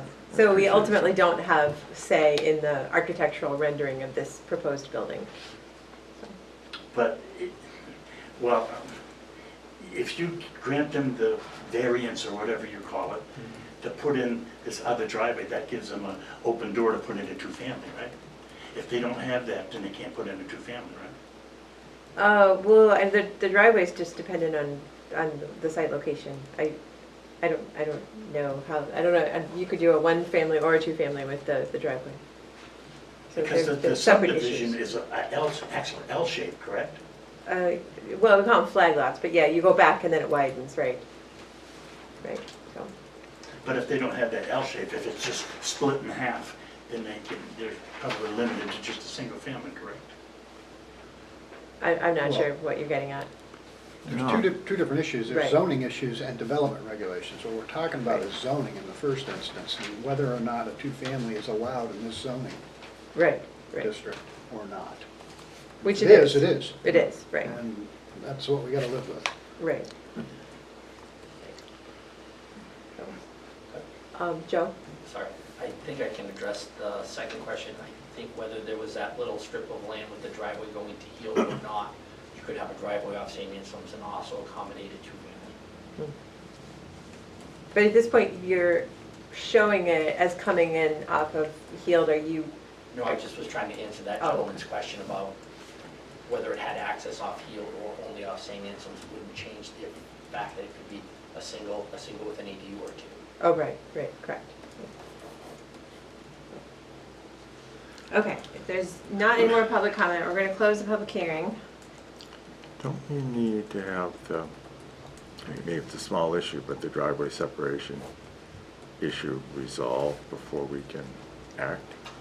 I mean, there's no other major issues, plus the well closure that Scott could review and put into the conditions of approval. But I don't know how we can approve this until we know it, unless we're gonna grant a waiver in anticipation of it being an issue. Right, because if it's too small, then he'd have to come back for the conditional Yeah. use permit for that, so we don't actually know. So I think we're really continuing this. Mhm. How long is it gonna take? Oh, sorry. It's made minor change to the plan, but When's the next availability? So the next meeting is the 20, where are we now? We're on the end of the month. So the next meeting is June 9th, and then the meeting after that is the 23rd. And is there enough time still to notice? Do we have to notice again? No, you wouldn't have to renotice, but we do need to resend out the packets to the board a week prior to the 9th. So that So would- you're cutting it close. A week before the 9th. We give you 1 week. So that would be next week. And we have Mondays, we're closed. I mean, I'm sure everybody is.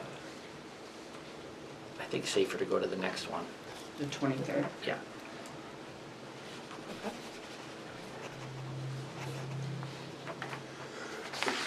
We need to make a motion to Joe, continue. can I make just a comment? Yep. For clarity, Joe, I think this whole issue with water and sewer, the legend identifies W as water and S for sewer. Yet on the lot, it has PS and PW, and I assume, I'm gonna go on a limb, assume that means private water and private sewer. Or proposed.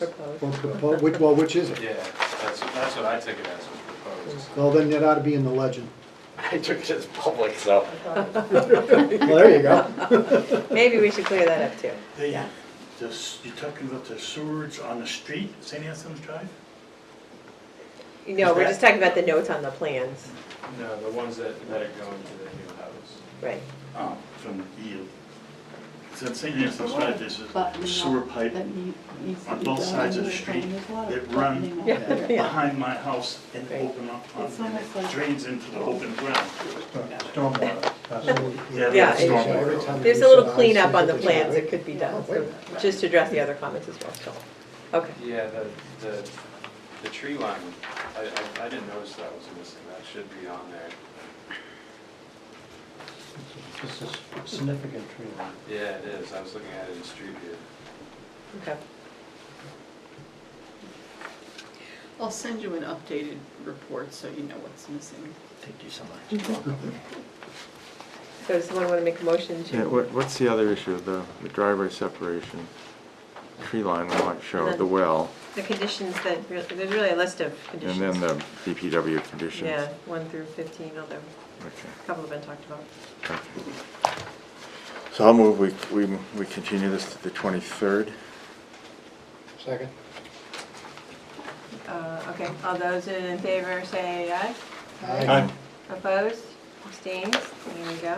Should explain to the people in the audience that they won't get a new notice. This was Yes, so we will be hearing they will come back and present the plan again. On that date, you won't get another notice in the mail, but you are welcome to come back and give comment at that time as well.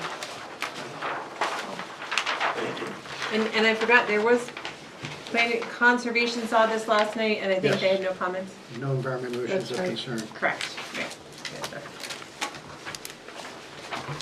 Yeah, there's a deja vu all over again. Okay. Moving on, the next item on the agenda, for new business. Map 38, lot 117, completeness review subdivision review hearing for proposed two-lot subdivision, at 21 Elm Street and Maple Ave, owned by Falcon Heights Properties, LLC, zoned village commercial. So, we have an applicant here to speak to that. Oh, you? Okay. All right, so, hang on, let's go through this first. So, Joanne, why don't you lead us through the discussion? Okay. So you've seen this before. It's the corner of Maple and Elm near Maple Avenue School. Joe is now looking to do a two-lot subdivision of this property. And the property is zoned village commercial.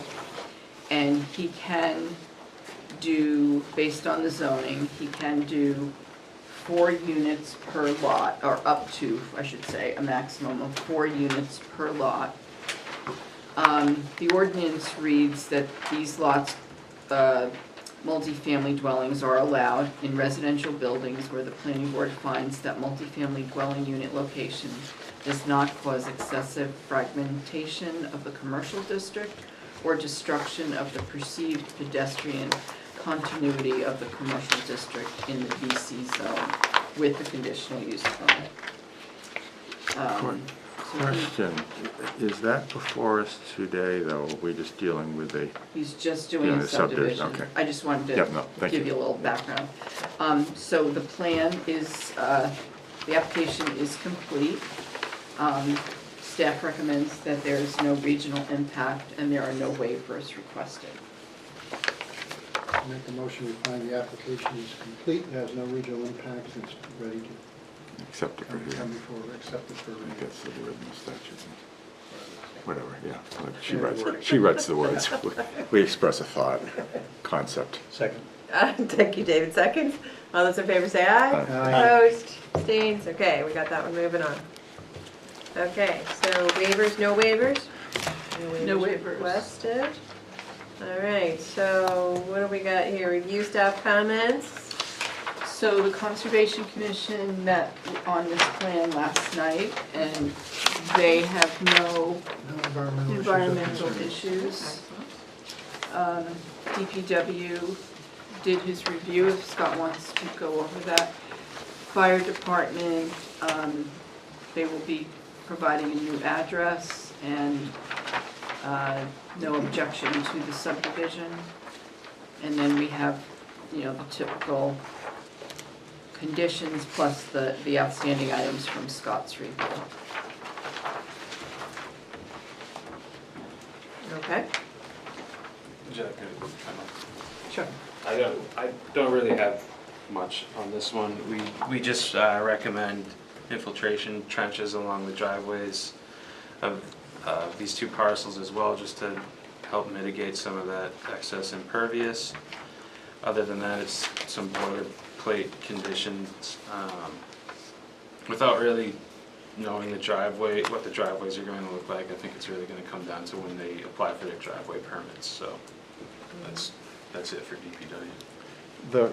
The comment, Scott's comment to an erosion control plan, is that Oh, a sorry. standard? So the reason we wanted to include that was basically there's like a conveyance swale stream in the back that, Seen a lot from of, what I understand, it's been a point of contention, and we just wanted to make sure that, you know, once the work happens there, that it, right now there's no proposed work to be done, so it's hard to request that, so that's more of when they go to actually, I don't know, Do the site plan. when the site well, plan, yeah. but if they don't do, let's say they do single or duplex, they don't have to come before us for a site plan. So if we're gonna put that condition on, irrespective of the type of development, we should put it on now, because we may not see it again. Oh, okay, I didn't know that was the case. Because only multifamily would come before us for site plan. so that would be an additional condition for approval. It would be, and, you know, something that before any building permit is issued, maybe. I'm looking to Collis to tell us, because this is in his area of expertise, certainly, or yours, Kimberly, certainly not mine. I'm sorry, I was. We just want to be protective of that drainage Yeah, easement. yeah. Yeah. Yeah, Right. And is that something that could be reviewed on a staff level? yes, I Can think so, approve. it has in the past, in fact, So- DPW is the one who recommended how that So would be shaped. we would say as a condition of a Yeah, building permits, put it there, or do we need it before, as a condition of our approval? The problem is we make it a condition of building permits, but building inspector will just issue the permits and not know that condition exists. yeah, I mean, to say that it's been a contentious issue is putting it mildly. It's an understatement, yeah. And it's certainly. Other than that, Mrs. Lincoln, how was the Yeah, play? it was good, very play. So we've got an opportunity to, you know, modify that if we want to, obviously, at this point. But I think the point is that DPW reviewed a reshaping of that drainage swale and approved it, correct? Years ago. Yeah, yeah. That's my And it was understanding. built I to wasn't that. here, but. In fact, it was maintained once to make sure that it conformed to that, right? Recently. Yes, right. Right. So is there an erosion, I'm asking this for you and Scott, do we require an erosion control plan as a condition of our subdivision approval? So we have to see it, and Scott has to approve it in advance, or do we make it a condition of any further development of the project? Knowing that we're little, sometimes a lack of communication between the planning office and the building. I think we should make it a condition of any further approval, because they're gonna come back with a plan to put a house in there and other amenities and. Well, that's a they won't come That'll be before through- us. That's right, that'll be a building, That's the problem. building permit issue, right. I don't, can you do an erosion control plan until you know what's gonna be on the property? Right. Yeah, that's what's hard about it. It's, Well, we could put a note.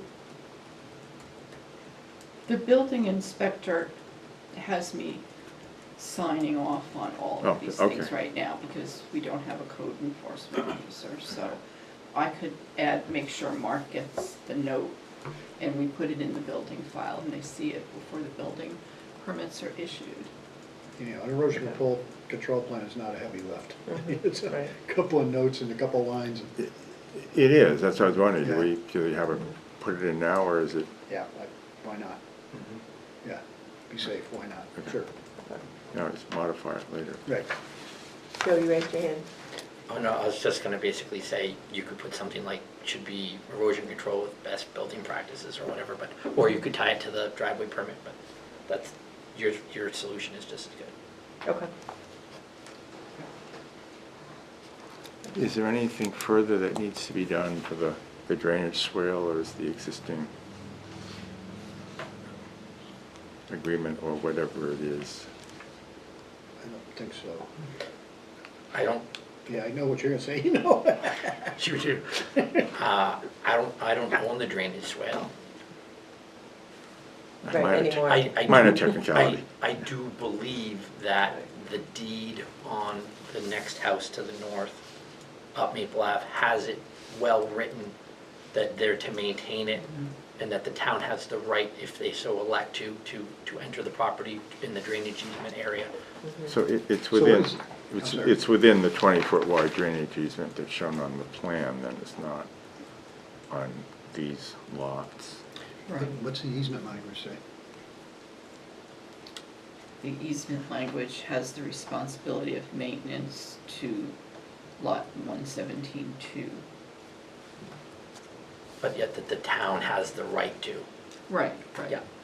I think there was confusion when this was maintained within the last couple of years, is because you guys were doing the work for the neighbor, and then everybody thought you were doing it for yourself. I Yeah. think that's where the confusion came from. So I'll give you the brief synopsis. Around 97, Mrs. Katsikas called DPW and asked, was it a year ago? No, you know what I mean? If, John Hampage? no, the next one. Mike Hill? Mike, I no, mean Mike Hill. Mike Hillhouse? no, No. that's all right. Carl, yeah, Oh. Carl Quorum. If he would come down and retune the swale from the culvert to Maple Ave, and he came down and basically had her sign a easement, but didn't actually do anything. There was a little Bob Wheeler in there too. Surprise, surprise. And so she thought she was signing over that the town would be maintaining it. And then when I got involved somewhere '05 to 2011 on Spring Street, Megan said, I want to make sure that that swale gets retuned on the developer's dime and make sure that it says in there that 117-2 will be further maintaining it moving forward. I subdivided 117-2 off, and then my office also was involved with the sale of that lot. So when they're very nice folks, we've had conversations over the swale, like from their side to my side. Hey, how's it going, neighbor? And they were like, oh, we kind of didn't realize that we needed to get on it quick and early and maintain it in a slightly different way than what they thought. And I said, well, listen, I feel kind of bad that even though you were aware, they were 100% aware, they didn't really know the practical meaning of maintaining it.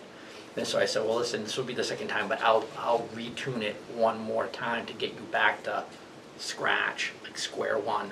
And moving forward, now you understand, even at the culvert pipe end, you know, it silts in with sand and stuff, and, you know, they now know that. Versus they knew about it, but they didn't practically know. And it's in their best interest to maintain it, because as you know, they let it lay fallow for a while, and the wetland vegetation came in, and we said, wait a minute, it's now a wetland. Yep, it gets out of control quick, yeah. Yeah. Somebody should tell Scott about Bob Wheeler and the whole. That would take a couple of years.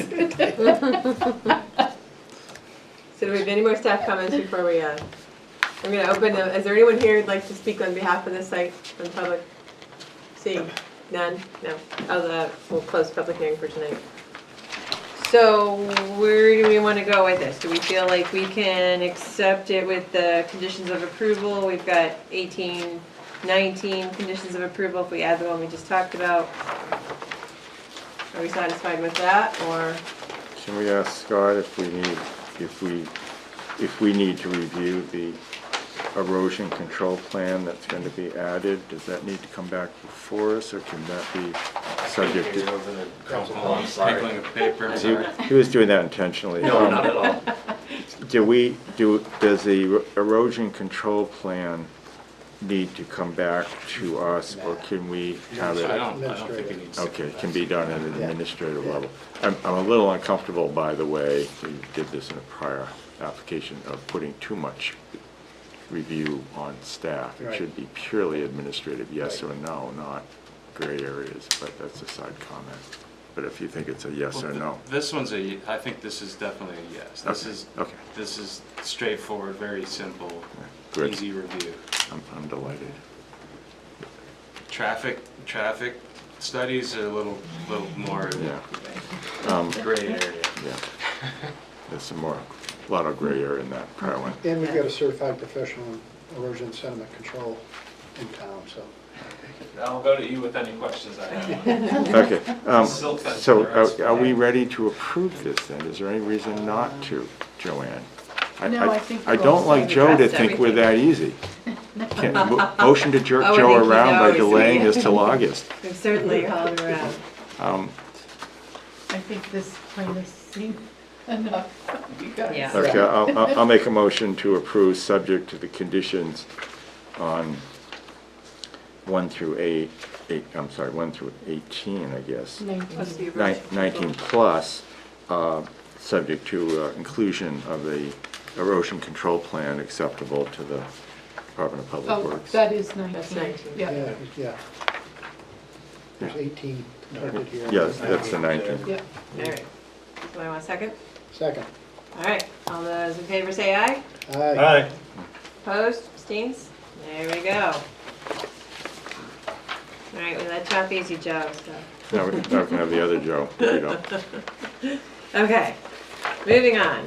Map 35, lots 52, 53, and 55, completeness review, subdivision review hearing for proposed lot line adjustment between 3 existing lots. No new lots will be created by the lot line adjustment. Properties are located at 134, 140, and 142 Elm Street, owned by James and Colleen Bernard, zoned residential 1. And we need to hear anything more than that. Wait, I got something stuck in here. From Nick Golan, TF Moran, is that for this site? This is Joe Wickert's plan. I'll make a motion that the application is complete, has no regional impact, and is ready to come Can we before. ask Joanne to confirm that first, as the basis of the motion? I'm sorry, I can't hear you. Sorry? Is the application complete, It is but complete, for waivers? and there is no regional impact. So somebody has to give us that evidence so we can act on it. Okay, Cal's made a motion, did someone second it? With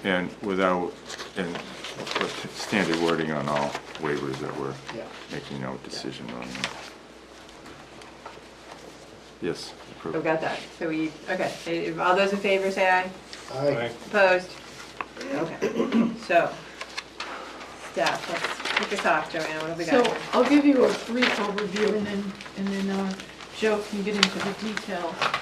So we met with the owners on this parcel and they're basically trying to make some small changes with these lot lines for estate purposes because this is all sort of a family operation at the moment. There's some of these buildings don't have setbacks and they're overlapping and there's a section that's shared by all 3 lots and so they're just trying to clean things up to move on to what they'd like to do as far as their estate planning goes. So you'll see it's hard, I colored my plan up, so I don't know, do you want to use this one? It might show up better. There's very small areas that are being transferred from one lot to another, so the lots themselves, as an example, lot 52 is gaining a very small amount. Existing is 18,820 and proposed is 18,852. Lot 53 is being reduced ever so slightly from 29,810 to 28,830. And lot 55 is going from 13,836 to 14,700. Can we ask Joe just to show us with his finger on the plan what's going on, because I got a little lost too. So if we start from left to right on the sheet, 134 is here. Currently there's an 8-foot setback. We're increasing that to 14. Doesn't meet the full 15, but it increases, and we're adding 948 square feet to it. So as Joanne mentioned, that's going to increase in size. So that's just that triangular? Yes, just this little triangle gets added onto lot 55. And then the house that the Bernards live in, 150, what we're doing there is, if you look over here, you can see the bulkhead actually encroaches onto the other lot. So we're kind of swapping a couple triangles here where we're giving a little bit of frontage to lot 52. We're taking some area here so the bulkhead wouldn't be over the lot line, and then we're balancing it out here. So one of the things we tried to accomplish is when we met with Derek and Joanne, if we made the lots more complying, we could avoid a trip to the ZBA as long as we didn't create any non-compliance. So the middle lot, lot 53, as Joanne mentioned, is going to decrease from 29,810 to 28,830. The frontage would reduce, but it would still have over the 100-foot required in the district.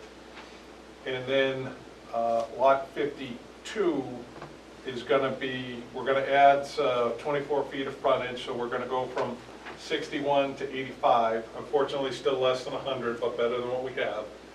We're adding 595 square feet that's shown as parcel D up by the road. We're subtracting 1,206 square feet that's going to be annexed to lot 53 to resolve the bulkhead encroachment.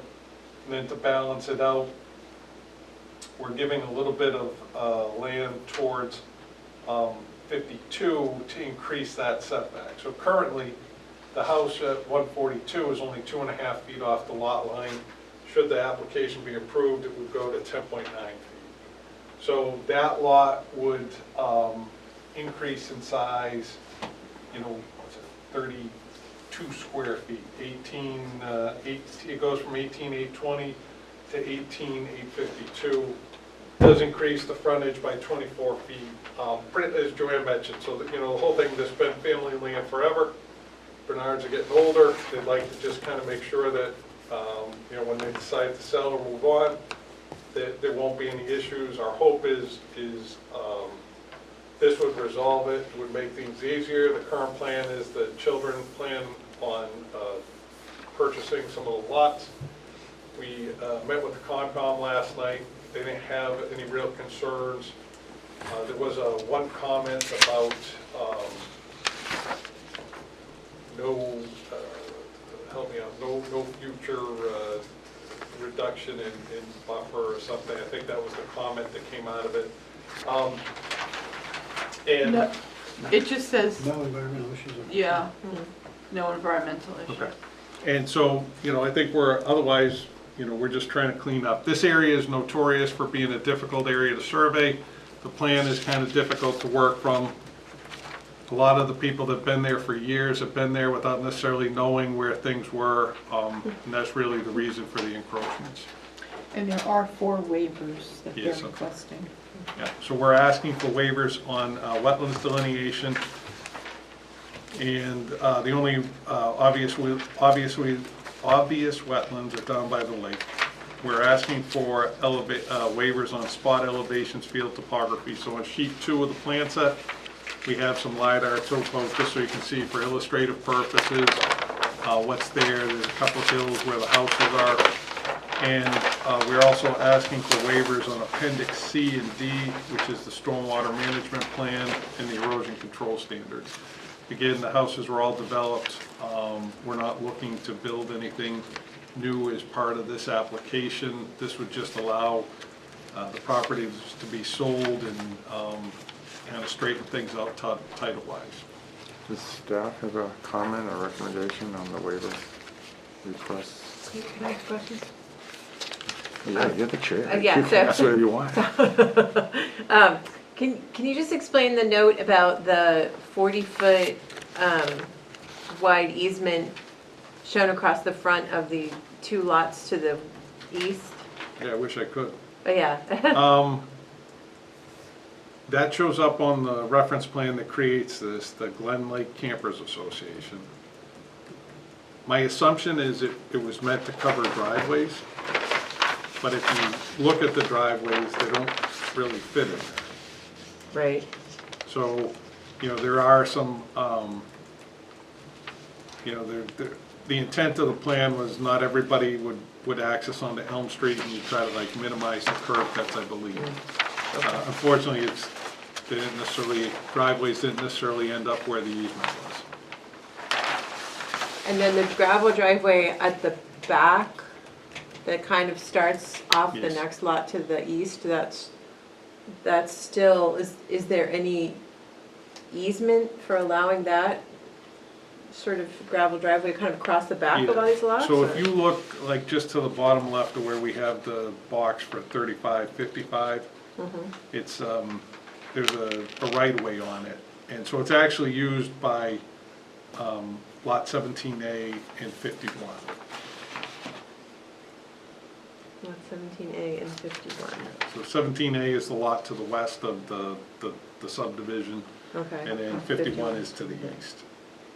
And is there any, I don't even know if we have any concern, I mean, it's there and, it seems to be, I don't know, people use it. And my thought is that what if someone sells this lot, there's still this gravel driveway crossing all these, is there any recorded easement about that?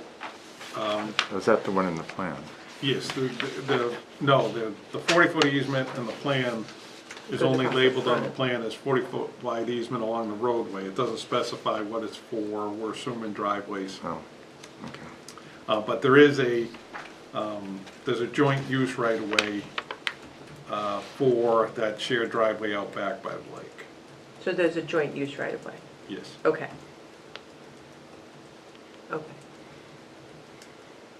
Yeah, thank you. So, I assume our view of this is Joe's done a little bit to make a bad situation a little better, but there's only so much he can do. great. Just don't want people to come back and complain about this later, that there's some mystery driveway that runs across the back of their parcel. But we're not creating any new rights, we're just adjusting. Right. Okay. So I think Joey and Jim had asked, what are your thoughts on the waivers?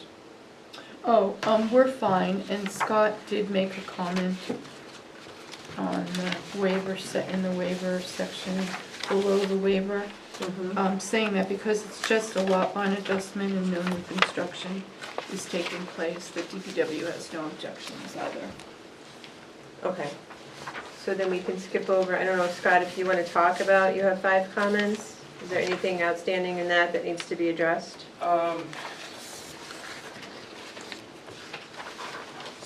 So, moment, is there? Joe. Oh, sorry.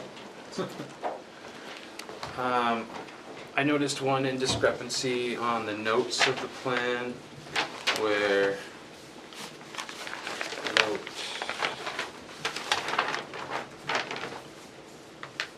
note 2 says that the parcel is zoned medium density residential R1 with municipal water and sewer, and then states the minimum lot sizes for those. There is no sewer access at this location, so it would just change the values to fill in there per the zoning ordinance. So that's just one little clerical thing. I don't think it actually changes anything with what they want to do. So then, it's funny you talked about the gravel driveway in the back. I noticed that, so both lots 52 and 55 in the future are going to be accessed from 53. So I didn't know if they wanted to put some language in the deed, if they update when they submit these plans, that they have an access easement for the two, and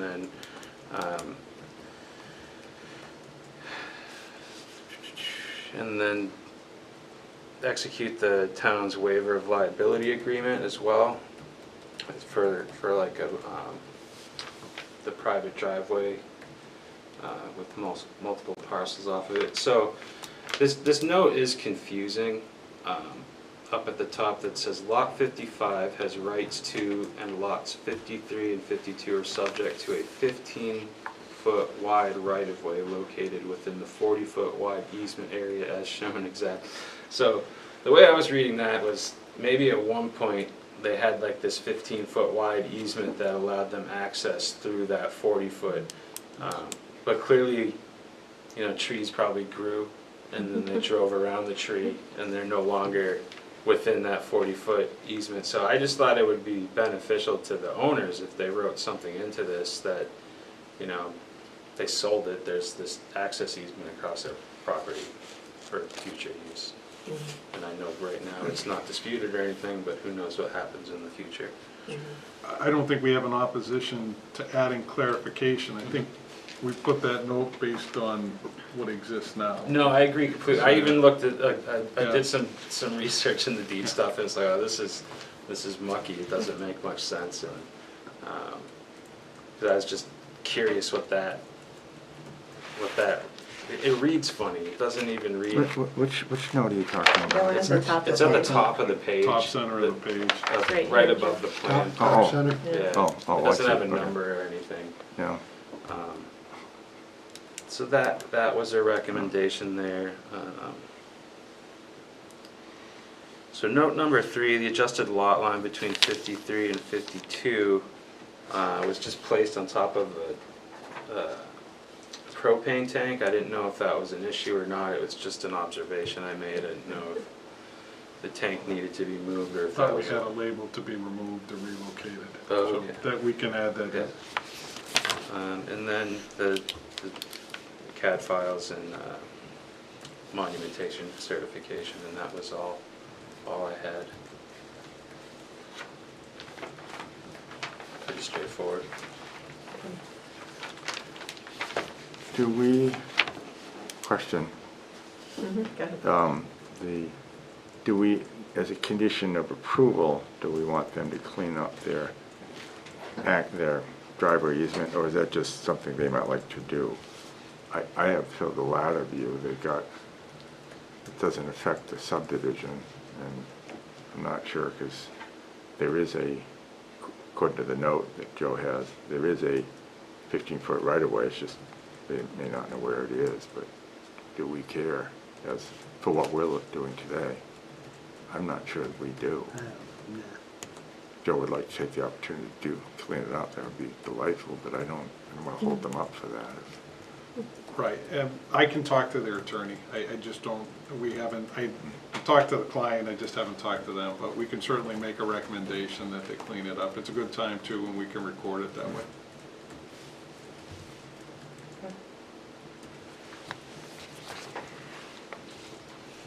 So if we want to, there's no, there is no members of the public here for a public hearing, just put that on the record. Okay, so we've got 8, 9, I can't read, 9 conditions of approval. Scott has said that nothing is overwhelming that can't be addressed, so did we want, I think we came to the conclusion, Jim, that we're gonna just leave this alone. We're not gonna add another condition for approval.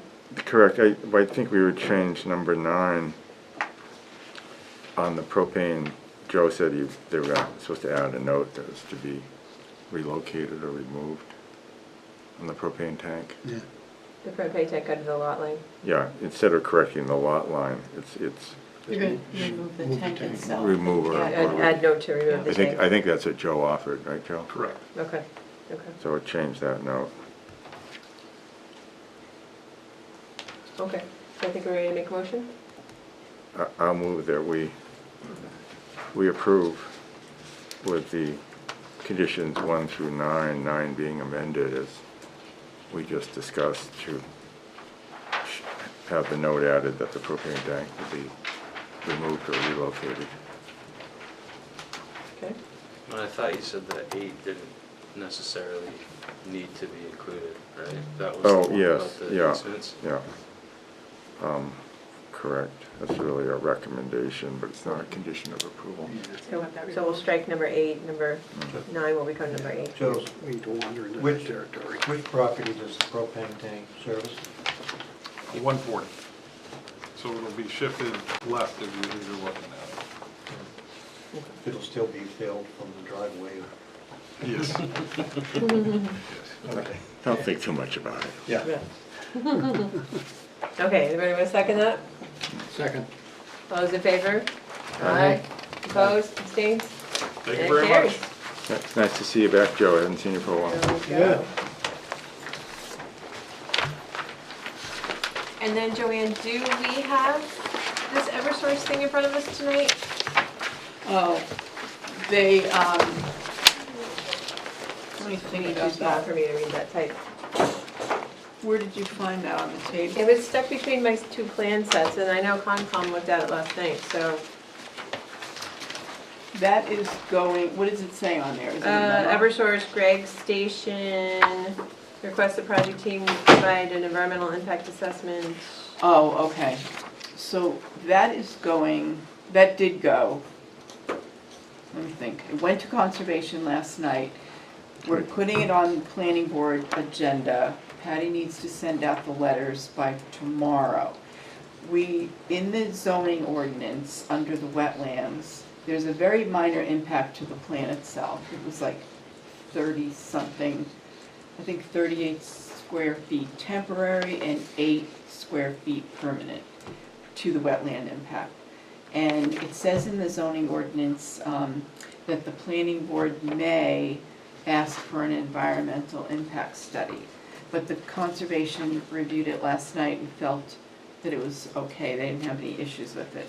So I wanted to make sure before we notice this for a hearing that we're not asking TF Moran to do this study when it's apparently probably not really needed.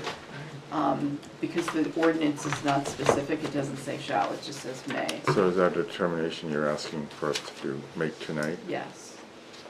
And you reviewed that last night, right? We did. Tell us you concur. Yeah, there was discussion on some other issues, but nothing germane to this Okay. specific issue. I don't I remember mean, this is ever gonna take, asking that. this is gonna really clean up the area. I mean, that's the bottom line. It's just gonna organize it, it's gonna clean it up, it's gonna provide additional safety measures as far as fencing and berms and trees planted on top of berms, so there's gonna be some visual barriers and whatnot. We tried to negotiate the ability for the town to somehow get out onto the bluff and down onto the lake for another point of access. They said they'd consider it. Well, Oh, is this should we, Angel's should we Point that deal? we just We'll saw a waive couple weeks the, don't give It's up a right bargaining next to chip too soon. Oh, right next to it. Yeah. Oh, okay. What do you think, Hollis? Is this, No, I think it's okay the way it is, Jim. I mean, you know, they've said they have conversations with us. Okay. And, you know, they've done that well out there. Yeah, they have. Yeah. Okay, I'm going to move that based upon the recommendation of the Conservation Commission and Planning Director, that we not require an environmental, Impact assessment. yeah, is that the term? Yes, Mhm. Environmental impact assessment. Yeah, in connection with the conditional use permit application. I'll second. All those in favor? Aye. Aye. Opposed? Oh, carries, good. I don't remember the last time we've asked someone to do an environmental impact assessment. Yeah. Yeah, I brought it up to him because I saw it in there, and then it's like May, and then he said, well, it's so small, and I figured instead of pushing him out another meeting, let me see if we can get something tonight. Just for information purposes, we have a meeting with the contractor for the Hadley Falls project on Tuesday morning, which David, you'll be there. So that is starting, they have applied for their demolition permit. They have to do a couple more things before it's issued. They started They've demo. started. They're not supposed to have, but Yeah, I just Mark- got an email I can hear from the- him I can hear the apologizing beep, for beep, starting. beep Oh, you of did? trucks. Mark told them this afternoon, you know, knock it off. But yes, it's moving forward, and we're scheduled for a pre-construction meeting, so that's a good thing. Okay. Good. And to answer the public's question, we don't have a plan for the Pizza Hut, right? No. Facebook is dying to know. They did get permission for the demolition permit from the building department, and I have not heard anything about whether they have plans or There's an not. unusual situation there. That property was exempt from connecting into the sewer line. Yeah. Oh. Huh. There are serious, probably 3 different ways that you technically could connect, and both have serious engineering challenges. So, years ago, the sewer commission exempted them from connecting, and therefore they have a septic field. Oh, Whoa. interesting. And I would highly offer anyone to call my office if they have a question about what's going on with development in town, rather than assume things on Facebook. Well, we can't control that. I know. I'm just encouraging it. Anything else? No, I think that's it. Ms. Phil, we need a motion to adjourn? Second. All those in favor? Aye. Aye. All right, motion carries. Nice meeting, Kim.